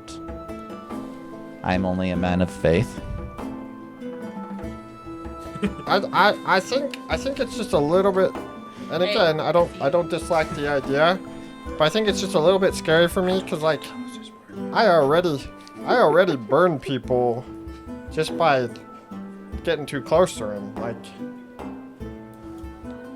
And it's not like Magnum Memnar is evil or anything. He just fire spreads, it consumes it. I mean, that's what it does, No, right? I get it. I worship the storm. Our opinions on the natural course of the world are very similar, even though they're different elements. Wolverine and all the gods are not worthy of worship. Again, Primordial isn't a god, but So maybe he is worthy. Not a god. Beekman's like, actually, good point, maybe. I prefer you to keep my god out of your mouth. I prefer to keep the god out of my mouth too. Keep my mother effing Well, god out your mother effing mouth. I do like the idea of channeling the Primordial while reading the text. I think there's some definitely credit to that. And also, I do agree with you guys that ever since I became the conduit, I've, I guess, shown less reverence toward the fire and just more have felt like I am the fire. If that makes sense. I don't know. It's weird. It does. It's a weird. It's weird that you guys pointed out, but actually, it kind of makes sense. No, I do this all the time. Wait, maybe not recently. I used to do this all the time. Alec is just reading the story. He is in no rush. Well. Anyway. Yeah. Well. I guess I have a personal invitation to Ben if we ever need that in the near future. Hopefully not too near. Oh, it seems to be getting nearer by the day. I do think that I was pretty accurate to say that I don't think you would just go outright and kill us. I might have jumped the gun a little there, but I would still agree with my opinion of exercise caution with the guards. No disagreement there. I think it was unnecessarily in this situation, but to be fair, you also weren't there when I talked to him and met him, so I also understand the hesitation and the caution. So no doubt. For sure. I was more worried about, Bane punching Cho'Gall through, half the planet. Weird how that works. It's like power at any means, but if it's potions. But again, I think there's a misconception about that was Bane. Cho'Gall. Bane wouldn't challenge Cho'Gall because he still doesn't. Bane wouldn't challenge Cho'Gall because he still doesn't view Cho'Gall as a challenge. Well, I mean, he can't challenge a lesser seat. Challenge. He literally said that. I don't think it's that he can't. I think it's that he won't. Well, by his own. By his own rules. Yeah. The gods are held to their own rules due to them being a god. Effectively, the Wars of Ascension, they're all held to. That's why they couldn't change it themselves. They had to subvert it in some way. Found a loophole of sorts. Yeah. I wonder who's their lawyer. I'm pretty sure it's the giant worm that apparently set it up in the first place. Well, yeah, but they didn't. I don't think they could have. Or that. I think they weren't able to convince him to change anything, so they found a loophole. The giant worm knows the original Wars of Ascension. How do we pivot here? Set up. I just started talking to him, like from where I just went to that. I was like, wait a minute. Giant worms. This might be important. I was like, do I need to know what's going on here? I did not think that. No, Hiram, that's not what you said, right? Vargas literally said Again, I don't know what you guys are saying. I had a. So when we met, The worm. when Vargas was talking to us, he said Vargas said the worm and the other entities like the worm were the original orchestrators of the Wars of Ascension. I believe. I thought he said that he was the only one alive back then, that knows what the original was or what it was before. I thought it was Not that they did it. It's just he was No, I thought it was knowledgeable. that He knows all set of them the up, they- and he's they the only did. one that can change So, them. quick clarification, just because this was a that thing's apparently dead. Quick clarification is so what he said. The keeper of knowledge, so the Yeah, great he's the worm, keeper of is the knowledge. oldest of all of them. However, Right. these. Excuse me. Sorry, a little bit too much carbonation in my drink. Goodness, it's better than burping in the mic. The keepers were the ones that had set up the initial trials of Ascension. And He is Vargath correct. was saying that like it was basically a failed experiment. So Vargath wants to go talk to the oldest of all of the keepers, and who is the redo keeper of Wars of knowledge. Ascension, because whatever they did, turns out long term it didn't work out. And he's saying basically this was a failed experiment. We need to tweak our plan. That is correct. So the gods did not implement the Wars of Ascension. Whatever these keepers are who actually implemented that, and then they just let it go. And then whatever Vargath is, he said, basically, like he said, okay, this is a failed experiment. We got to rewrite it. Yeah, we gotta fix the Wars of Ascension because whatever they are is not working out long term. So yeah, that just as a point of clarification, that is what Vargath had said specifically. With that, go back to your conversation. I apologize. I got a side conversation, and then that was important. Anyway, so we should definitely be careful with how we handle the gods, but I do feel that we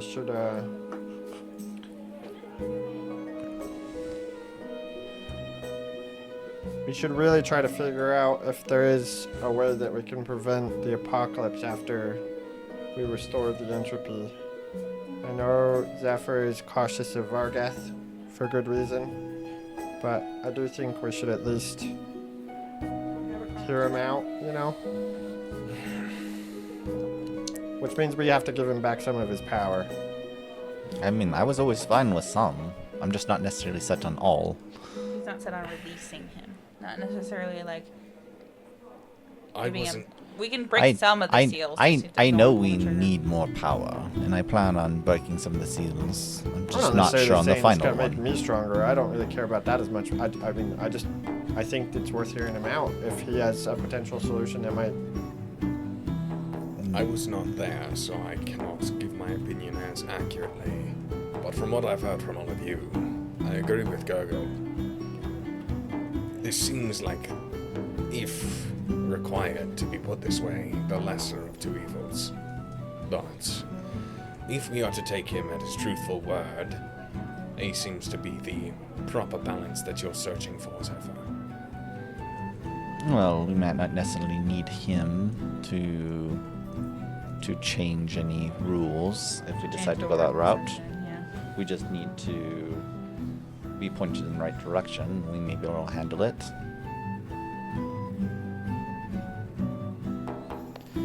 That's the only reason I'm hesitant, is right now there isn't a need to release him, and until I do further research, I don't feel safe just willy-nilly releasing him. But I do agree that we should break some seals to return some of his ability.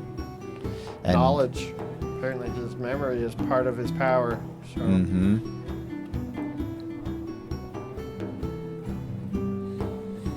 So, Happen said. We can cross the bridge of actually releasing him later. I don't really have anything else, and I'm sure he's dying to get back home. So I think we turn in for the night and plan our trip tomorrow to Lone Peak. Yeah. that was my thought process. I need to put it in order, though. I need 5 portions of basilisk oil. Do you know how much that runs, Alec? Alec kind of looking for his story. He says, "I'm sorry, darling. Basilisk oil? Yes. How much? 5 Oh. vials. 5 vials of it, yeah. Typically about 500 gold a vial, so 2,500 gold? Trust me, I understand about being interrupted while writing a story. Apologies. No, this is fine. Would you like me to place an order for you? Yes, it is pretty pertinent. And identify finishes. I'm sure it finished. I know. Or is this got teleport Is this down technically a magical effect? I would say yes. You could if you want. Okay, so I'm gonna give you a little bit of it. For you, the biggest thing is he's a construct. Holy shit! Well, you're He no is longer. no longer like racial has flipped. You're to immune to whole construct. person. Wait, does he need to change his race? Not yet. I think Hiram said it was in the process of changing. It's in the process of Okay. it. So actually, to the point that I would say Wait. you're half construct, half Kenku right You're now. losing Genku Does recall. that mean he? Oh no! We can't use healing on him. Do we have to use mending? No, constructs can still be Again, killed. he's half and half. He technically can be So he can have both the of them. However, I will say that while you, so I'll give you the baseline for it. Every time you take damage, the effect will either strengthen or weaken. If it strengthens to the point that it finishes, you will become a construct. If it goes on the weakened end, it is more accurate to say you are brittle. Someone hits you just right in the shoulder, might lose an arm. Or a leg. Or a head. Yeah, I'm gonna need that bacillus oil. Excuse me. Okay, so you're able to identify that before you leave. So Alec puts in he can put in the order for the basilisk oil. Copying down the story, he's going to get it back to you. For you, just for a little bit, the sake of brevity, because we've been going with it for a little bit. He would take your story, and he says he'll prepare a performance for you for the next time you return as Inderhold. All right. Just to inform you, I know I didn't write it that way because I was trying to go fast. I technically wrote that backwards to front. Okay, if you'd like, because again, he's going to prepare it. Alec doesn't like doing ad-lib performances. He performs everything from basically a repertoire. Okay. He has practiced a bunch of ballads, and all the dances that he does are pre-planned or pre-practice, I guess you could say, and then he adjusts on the fly. So in the similar vein to Gurgles, for your story, he would say that he would write a song for you, or he'll show you a true story when you return effectively. That is to say, if you want to make any adjustments to it and then correct it, send it to me again. Next time you return to Zinderhold, Alec would actually be performing that. Tigu. So, where do you think the big T-Rex is? You still hunting him? Well, I do know where that is. It's underwater. But that is actually part of what I wanted to show you. In fact, is he would have taken you back through a few of he would have taken you out of this building, decent away across the floor to effectively a storehouse. Upon opening it up, now you would see all of Kogol's weapons, which is a lot more than just the ones you saw on him the first time you saw him. He would effectively take you into a armory / trophy room. Mounted on the walls, there are a plethora of different creatures. He has like dragon heads. He has what appears to be a serpent-like head, and I mean like a sea serpent. Its head probably being gargantuan in size. Yeah. The room he's in is like about 40 feet tall. Is the structure that he takes you into, to the point where this structure that he's taking you into encompasses 2 floors. He's built it to where it basically builds through the floor so that 49 and 50 encompass this, just so they can have more room in the building, because it's too big. It's not big enough. Every kind of different weapon you can think of: maces, bows, swords, spears, halberds. Everything you can think of, he has some variation of it. For many of them in particular, different axes and swords, he has a wider variety of. Again, trophies of almost entirely exotic beasts, also giant rock head that you would see. But the one that he brings you to is in the corner, standing about 17 feet tall, is a lone tooth. The bottom of it basically coated in blood with almost fresh viscera on it. Not so fresh that it's like he did this earlier today, but like this is maybe a couple weeks old. Bringing you to it, he says, I already found it once. I can't not go back to it. I already found it once. I do plan to hunt it. Oh, that's a To answer your question, though, Big it's tree. under the water. You have to hold your breath for a really long time. maybe I can have Roger make me a potion. That would work if you can breathe underwater. Yeah. Had to be a That's smart. You should make me one too. had to be a long potion. I mean, I can have make a potion. If I didn't have to breathe, I could have caught it, actually. I should have thought of that. Oh well. Next time. It made for a fun little test. Just in case you're curious, I figured out I can hold my breath for roughly 6 hours. That's pretty impressive. Not long enough. Tiku's like holding her weapon and like making it like shape into the different weapons he has. As we're walking by. Constitution score.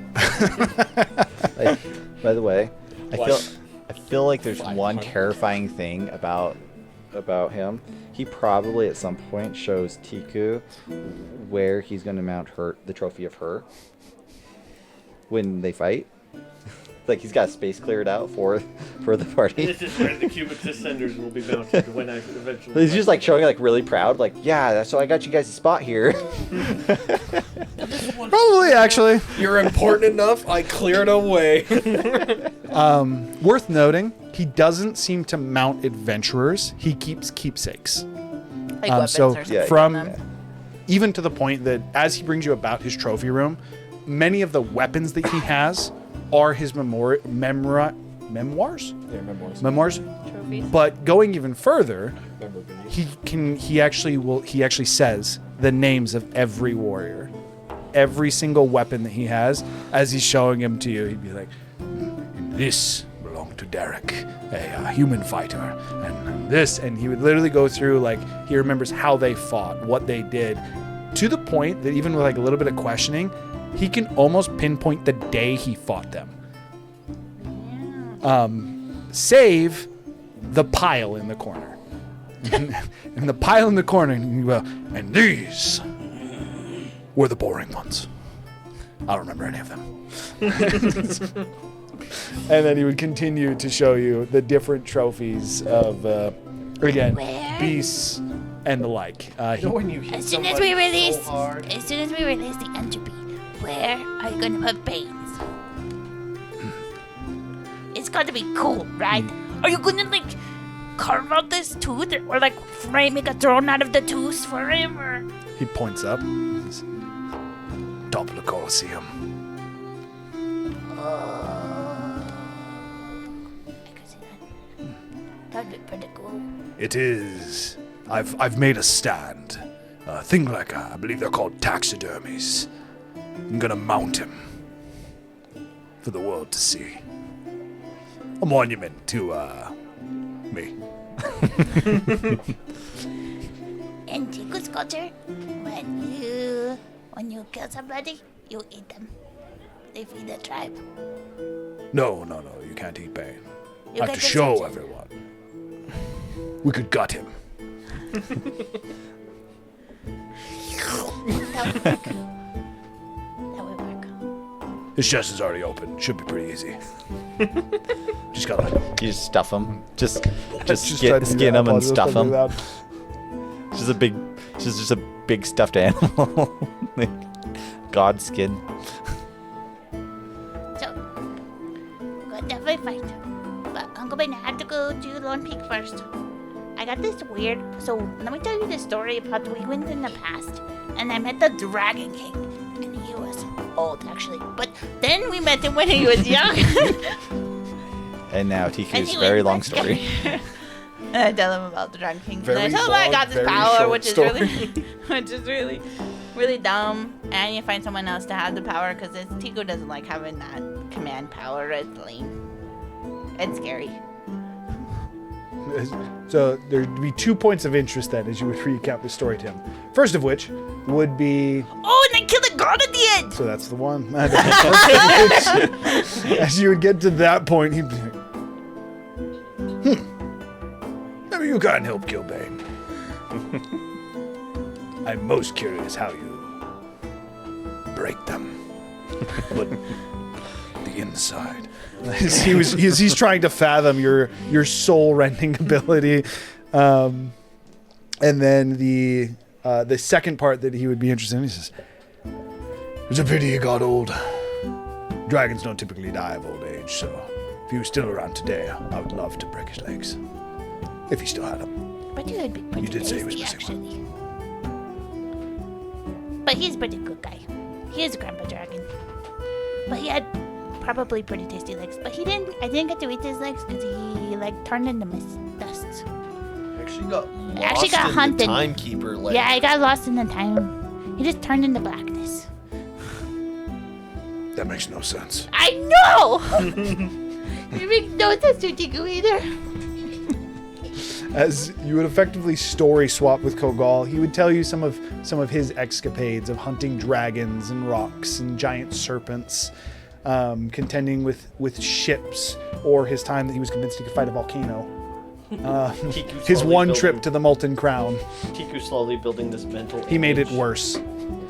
Tiku's slowly building this mental image in her head as she's like wowing at his story. She's like, "Oh, I'm never fighting this guy." Yeah, She's like, I'm staying far away from this guy. Uncle Venus, or Uncle Kogal is so strong. I know. Big muscles. Are you gonna become the new war god? Yes. Yeah. Oh, did you hear about that serpent that was over in the one place? The island. Shit, what was that called? Do you have a map? No. Crap. There's an island. Remember that old guy that used to be? Did you ever meet him? Did you ever meet the Theron guy? He's kind of a sneaky guy. As well there. Maybe. Black. I think I saw him. I think he was on the ground the first time I hit Razu. To be fair, Razu was on the ground. And the tiefling was on the ground. He serves this big And the ass elf was on snake. We were all on the ground. And then there was a shattered statue of that one character. He serves this big snake monster. Maybe you can help hunt him too.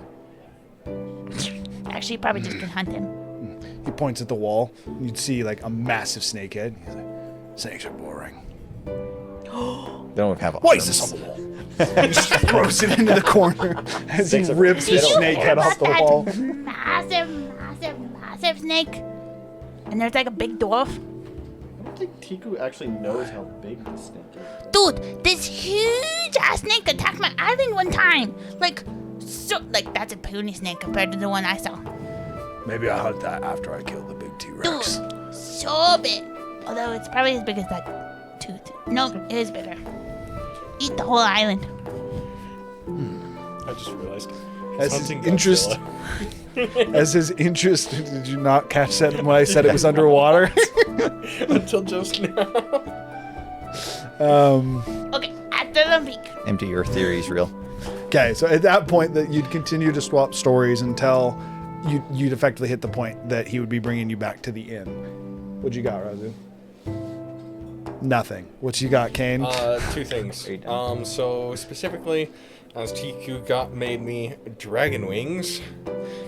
Barbecue. I Buffalo genuinely do dragon not wings. think this is gonna work, but I am going to try and absorb some draconic magic from them. Vampire! I know it won't be permanent, but I want to see if it's at least The dragons possible. was for my own personal stash, obviously.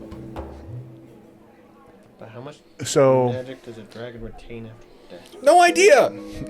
I didn't think this was a You're thing. able This to was his determine idea. fairly quick, even without a roll, that the whatever magic you maybe could have taken from the dragon corpse, or from the remains, I should say, was overruled by whatever Tiku does. Tiku's cooking, effectively what it does, it takes any innate magic in the creature, and then she uses that to cook. That is to say, you would not be able to absorb magic from anything that Tiku cooks without, like, the way to do that is you consume it, and then you get the Before magic from I it, cook it. because whatever it is that she does, which is not something that really any of you understand, whatever it is that, however the Packer taught her to cook, it is not natural, and that is where all the magic goes. That is to say, again, whenever Tiku cooks something, you would not be able to absorb the magic from it. She's definitely I don't cooking try the to souls. understand Tiku. She's cooking the souls into the meat for sure.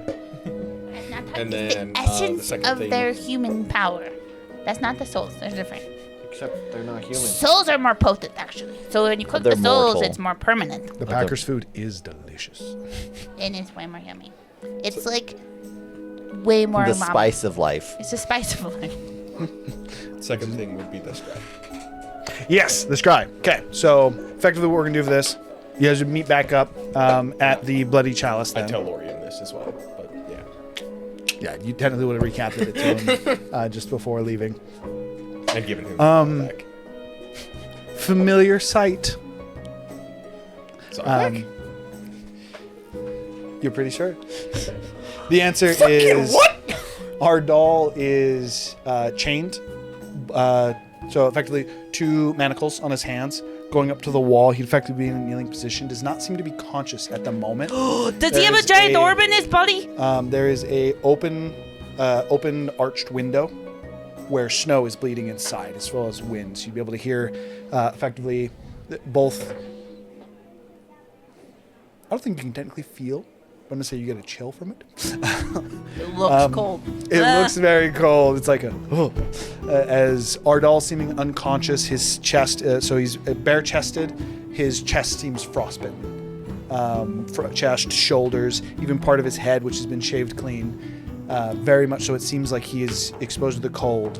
Via Razu's enactment, or Razu's engagement with the stone, you'd be confident he'd be alive, especially upon recapping the story. However, he looks dead to you in the scry spell.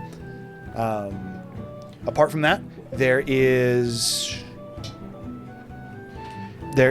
a half-elven female who seems to be unconscious on the ground or dead. Do I recognize her?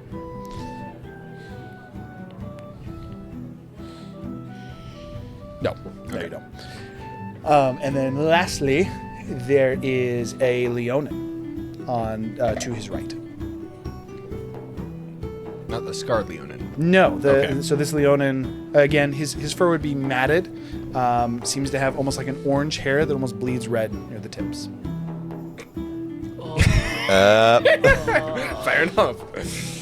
All right. Blood Tips and returns. Then, It's not blood tips. He had a family member. And you guys literally interacted with him.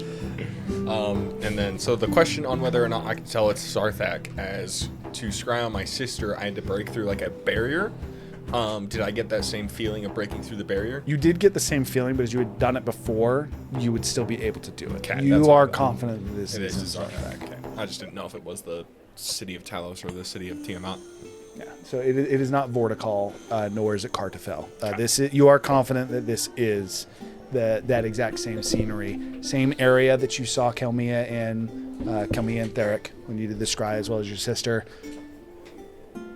Yeah, you're confident it's Zarthak is the answer. No people come in or anything?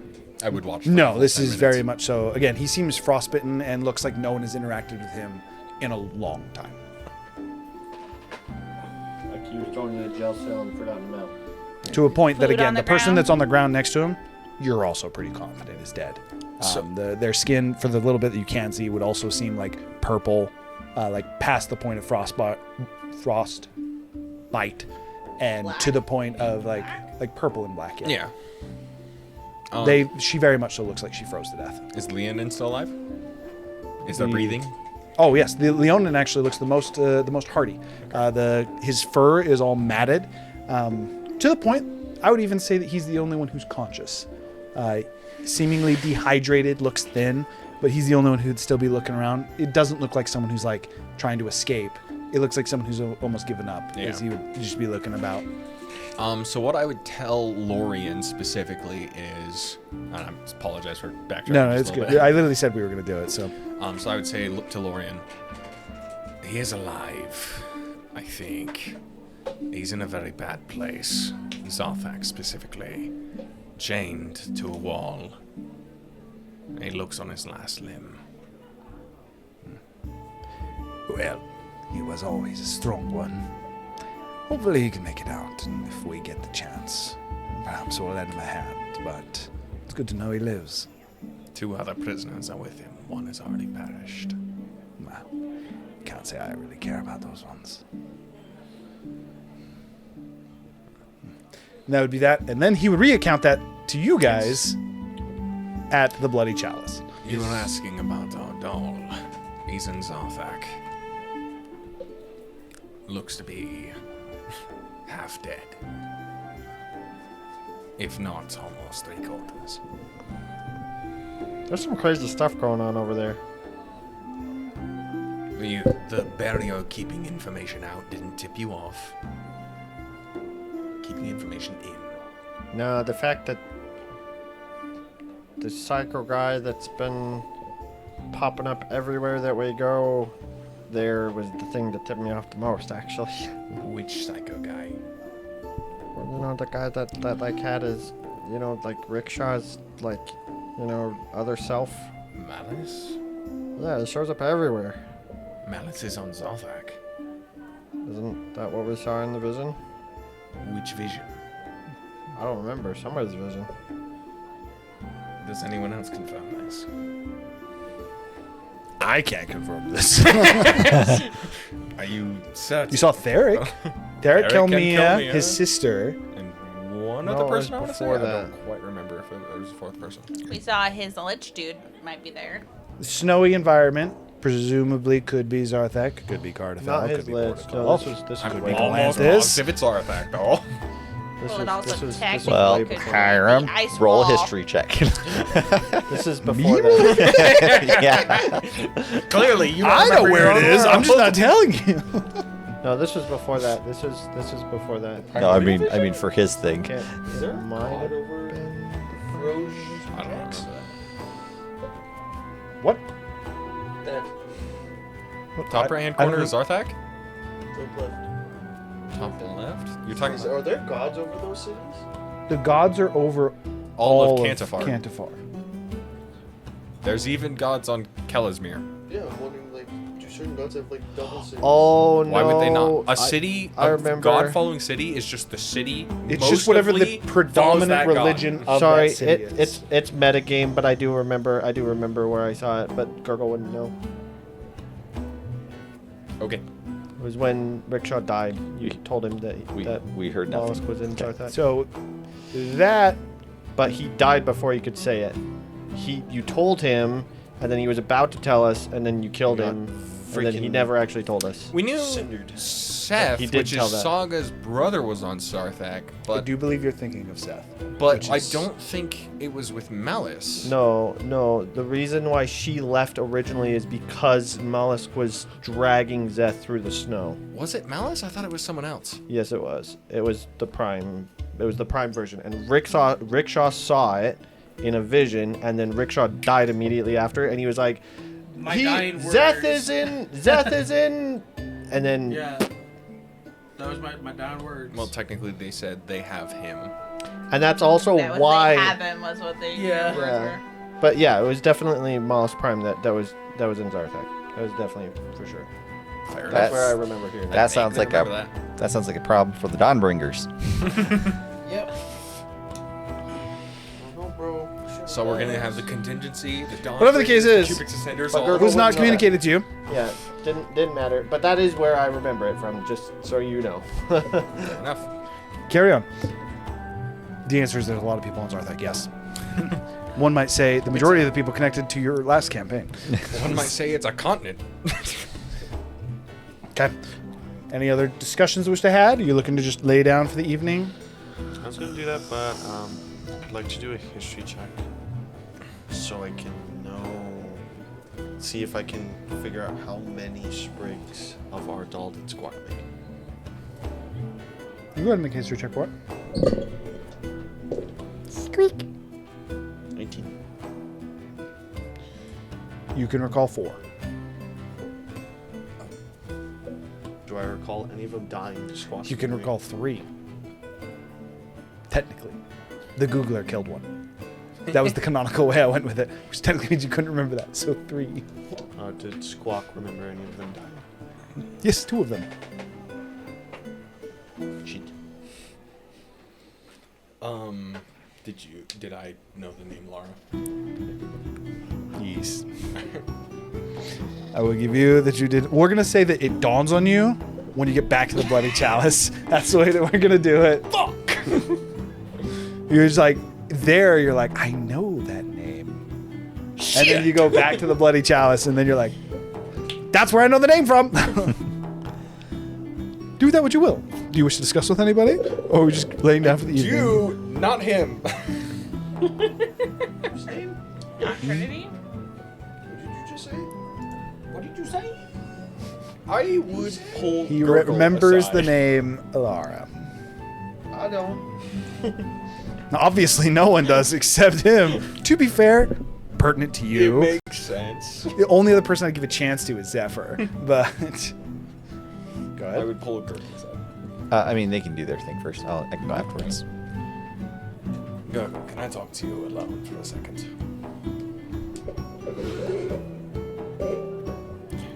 I would pull him up to, I guess, my room because we have rooms. You guys have rooms. Small. You are still sharing some of them, as you guys have not Yeah, upgraded the pull Bloody them up to Chalice. your room. But I'm all ears. What? It's funny because frogs don't have ears. why are you looking at me? Look at him. So that's I was looking. half elf that we met earlier. The raunchy one that didn't want to help us, yeah? The one that was helpful but did not want to fight the gods. And was very intentionally raunchy at us. She offered to heal you. But she also said very much, I'm not going to help you guys. Right? That's just kind of... It doesn't matter. It will Yeah. make more sense. I Continue. think I know who she is. Is it important, relevant information? Should I know it? Should I know who she is? I will tell you as long as you give me a promise. My promise is that you do not tell Zephyr under any circumstance. Does, God, we're making it wrong. does, It's does- don't tell does- Lover. what happens if Zephyr knows? If he finds out, that's fine. I just do not want him to learn it from me. Because he'll smite us? No, because he'll smite her. Zephyr does have a tendency to smite people. I don't have the spell smite. I'm not a paladin. Sorry, go ahead. But like, It's the whole idea of like is a stealth lightning intimidation. bolt very different than smite? I want your word. Yeah, mine's more. I mean, unless it's like a life or death situation, I have no problem with it. If it's gonna kill one of us, I'll probably tell him. But like if It shouldn't come back to bite us, but I'll tell you what. If you believe that someone's death will be the cause of not telling Zephyr, then I will give you my permission. I mean, that sounds good to me. Please swear it. Cross my heart. Ow.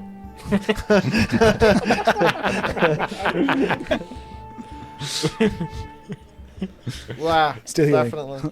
I suppose that works. Elara is a sprig of Zestaria.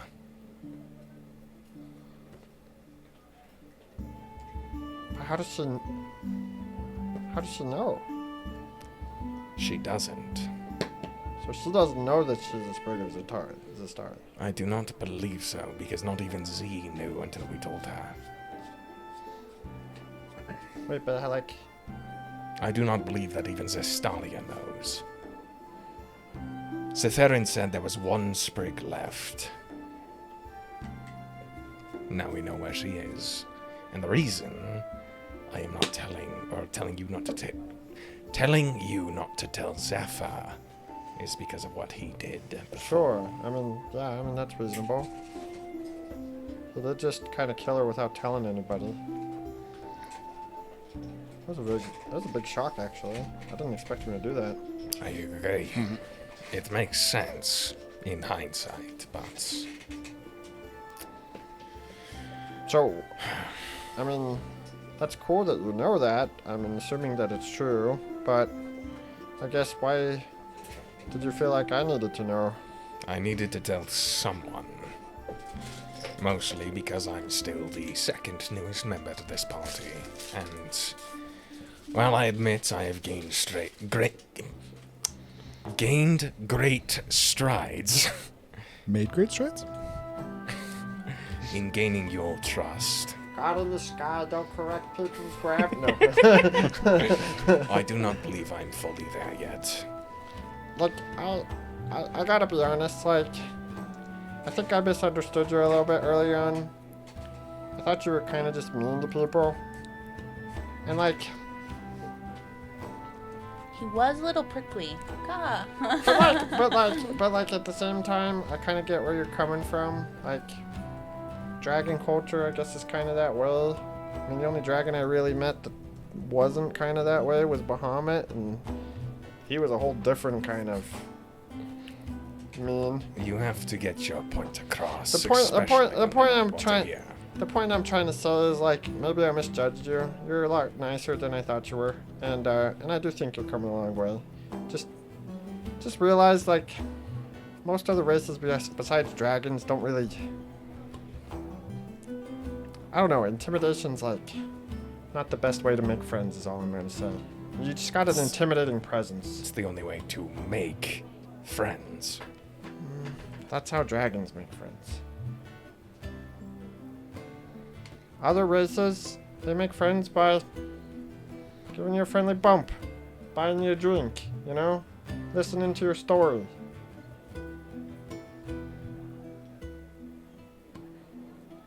That seems inefficient. I mean, I guess that kind of makes sense, but I don't know. Makes you feel good. What can I say?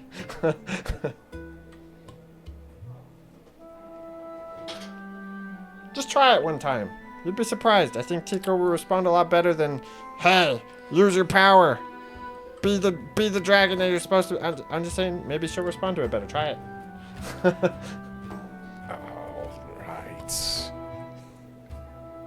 That's a good way to flip why Kayla didn't understand. Tiku was intimidated. I mean, she was. I know, it's a really good way to play it. I will attempt to be... She thought he was going to eat her or kill her. Just let him finish. Nicer. He tries smiling. Just all teeth. It's even got like exaggerated canines. He's dragon-like. All right, Zeva. As they round out their conversation of Kane practicing being nice. Razu, about your affliction, do realize you can lose pieces of you fairly easy. Yep, that's open the best of the soil will do the trick. Yeah, I don't know if that's going to do anything for you, but I'll leave that to you. But you may not want to jump into the front lines right away. Yeah. I've been thinking. What if you just slap him? We ought to start operating more like a unit anyway. You know, actually have a battle plan going into more difficult combats.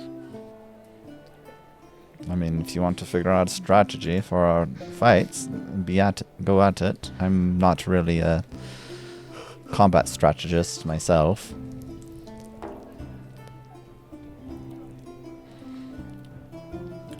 Protect the healer, protect the spellcaster. I mean, there's only two of us right now. We have quite the beefy front line. There's also formations, I guess, but we can get more into that later. Yeah, I mean, I normally just support you guys from the back and shoot one big spell off. That's typically my go-to. Is a giant lightning ball really considered support? Yeah, that's my one. Said That's fire my one big spell. big spell off. Then And then I just support, right? I use bless, or I lock someone down, or do a spell to control the battlefield. That's one target. It's also never been quite that high. 400 damage. Oh, yeah. I killed half the company. I have a spell to do that. Support. I'm just worried about you. Just be careful out there. Yeah, I'm hoping Basic will work, but based on how powerful these cards are, I'm not sure if the normal is gonna work. And I'm not sure about you drawing more cards in the future. I've always been skeptical of that deck. That's why I never drew from mine. Yeah. Given on how bad this one is, probably isn't worth the risk. Especially for a casual, the environment was at the time. Didn't feel like something you needed to risk. Yeah. I understand when your back's against the wall to draw, but just be careful. I mean, we're gonna need you. Can't do this on our own.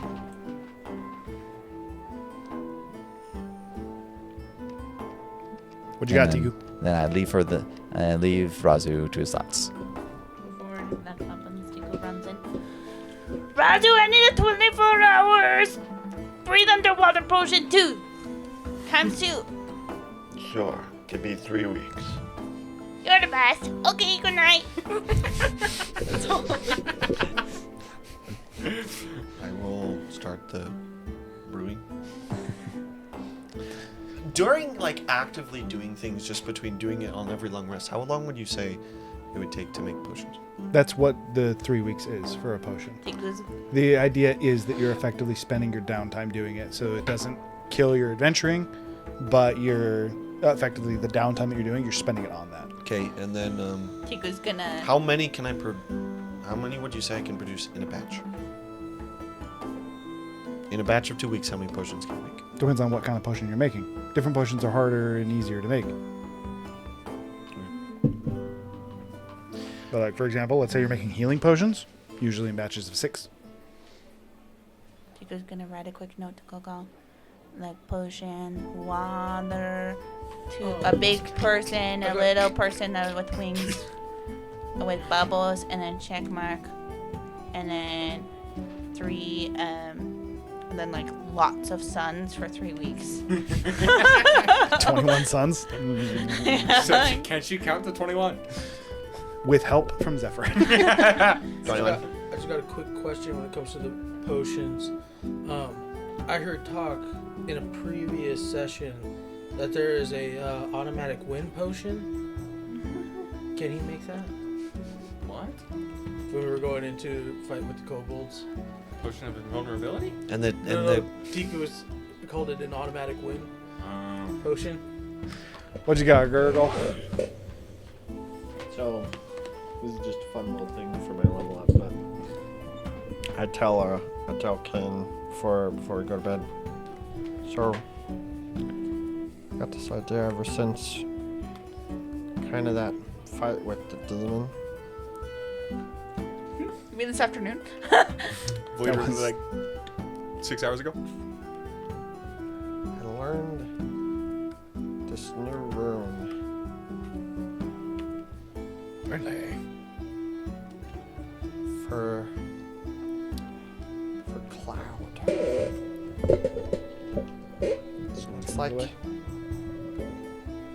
It's like almost like this. It's the state that I can enter where I can like kind of see the future for a minute. Really? It's quite potent rune weaving. I'm thinking Was this taught to you by Magnamemnar? I actually don't know where I got it. I feel like Or Mistra herself? could have been one of the two. But I felt like it just kind of dawned on me. But I've been thinking I want to try and use it. Like maybe use it to Well, improve items. I know this will take a while, but I'm thinking, I've already been trying to improve my belt. It's kind of been one of the things that I work on in my spare time. But maybe you can help me imbue the rune, I could definitely do that. However, I would not want to try something brand new in rune weaving on something so important as your belt. That being said, I am currently making a story, if you'd want to improve that, as if that gets destroyed, there's no harm done. Maybe there's a trial in there. I do have to get it to Oleg in the morning, so we'd have to do that tonight. AKA right now. Sure. Do it. So, this is just for level up sake, but I learned Cloud Rune as my level up, so. Cloud Rune lets you go into a prophetic state, and it lets me give advantage on literally everything for a minute as a reaction. So I can give an advantage on a saving throw, an advantage on an attack roll. I can actually give a disadvantage on attack roll. It's literally like you can see into the future for a minute. A fun way that I would split that then is effectively, instead of just learning it, you would, with Kane's help, imbue that on a piece of your gear. And just, it's a fun way to flavor it. With that, as everyone would lay down for the evening. I would like to talk to Razu in an Everybody's talking to Razu. I apologize. He reminded me and I completely forgot. Go ahead. Sorry. That's fine. Anyone could be around if they want. So basically in the common room, I'd pull Razu and basically sit him down and buy him a drink. By that, he means order. By that, I mean order a drink because it's free. It is quite literally your. I'm in the room. I'm not part of the conversation, but I am eavesdropping. Clay's like, I got some popcorn here. List. I'm curious to see how this is going to go. This is new. How long does it make? Okay. He's got it distracted. Nate. He's talking to you. Yep. Razu, how has your night been going? Smiling. Are you okay? What is happening? Never mind.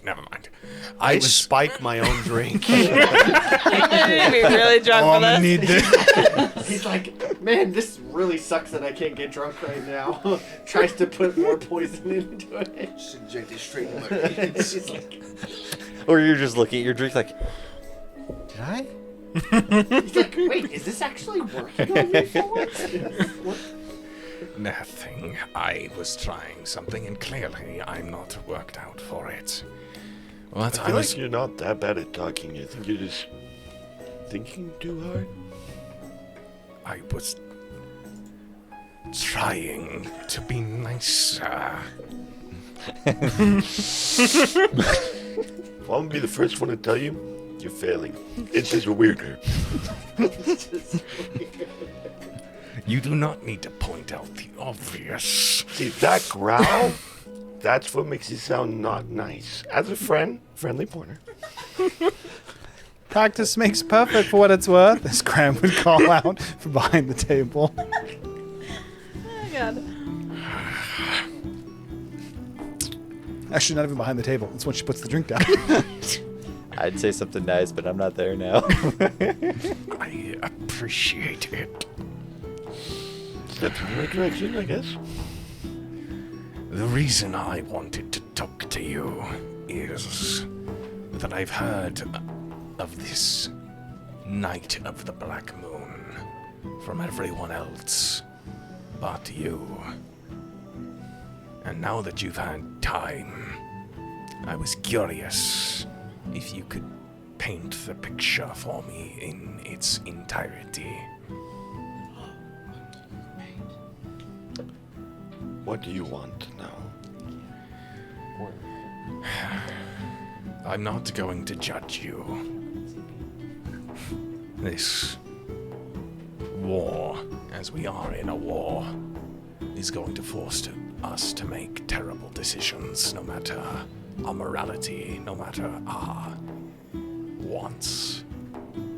But I would like to know who is at my back, and I would like to trust them.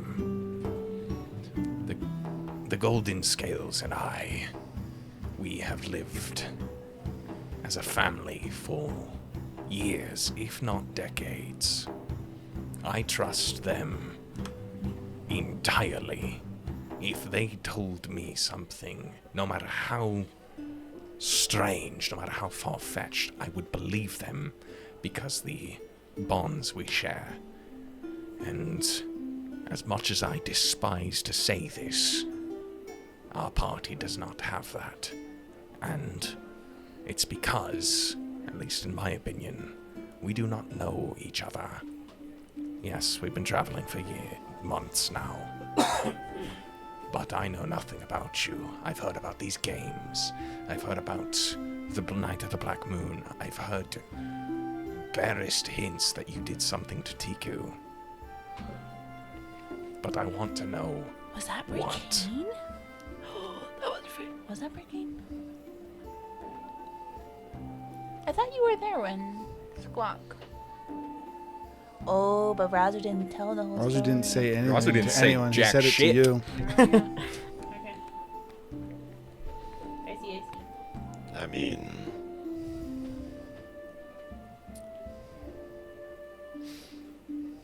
it'd be easier to show you. As I would cut. Nope. That's where we're gonna end for today. that's a great break point. As he says it'd be easier to show you.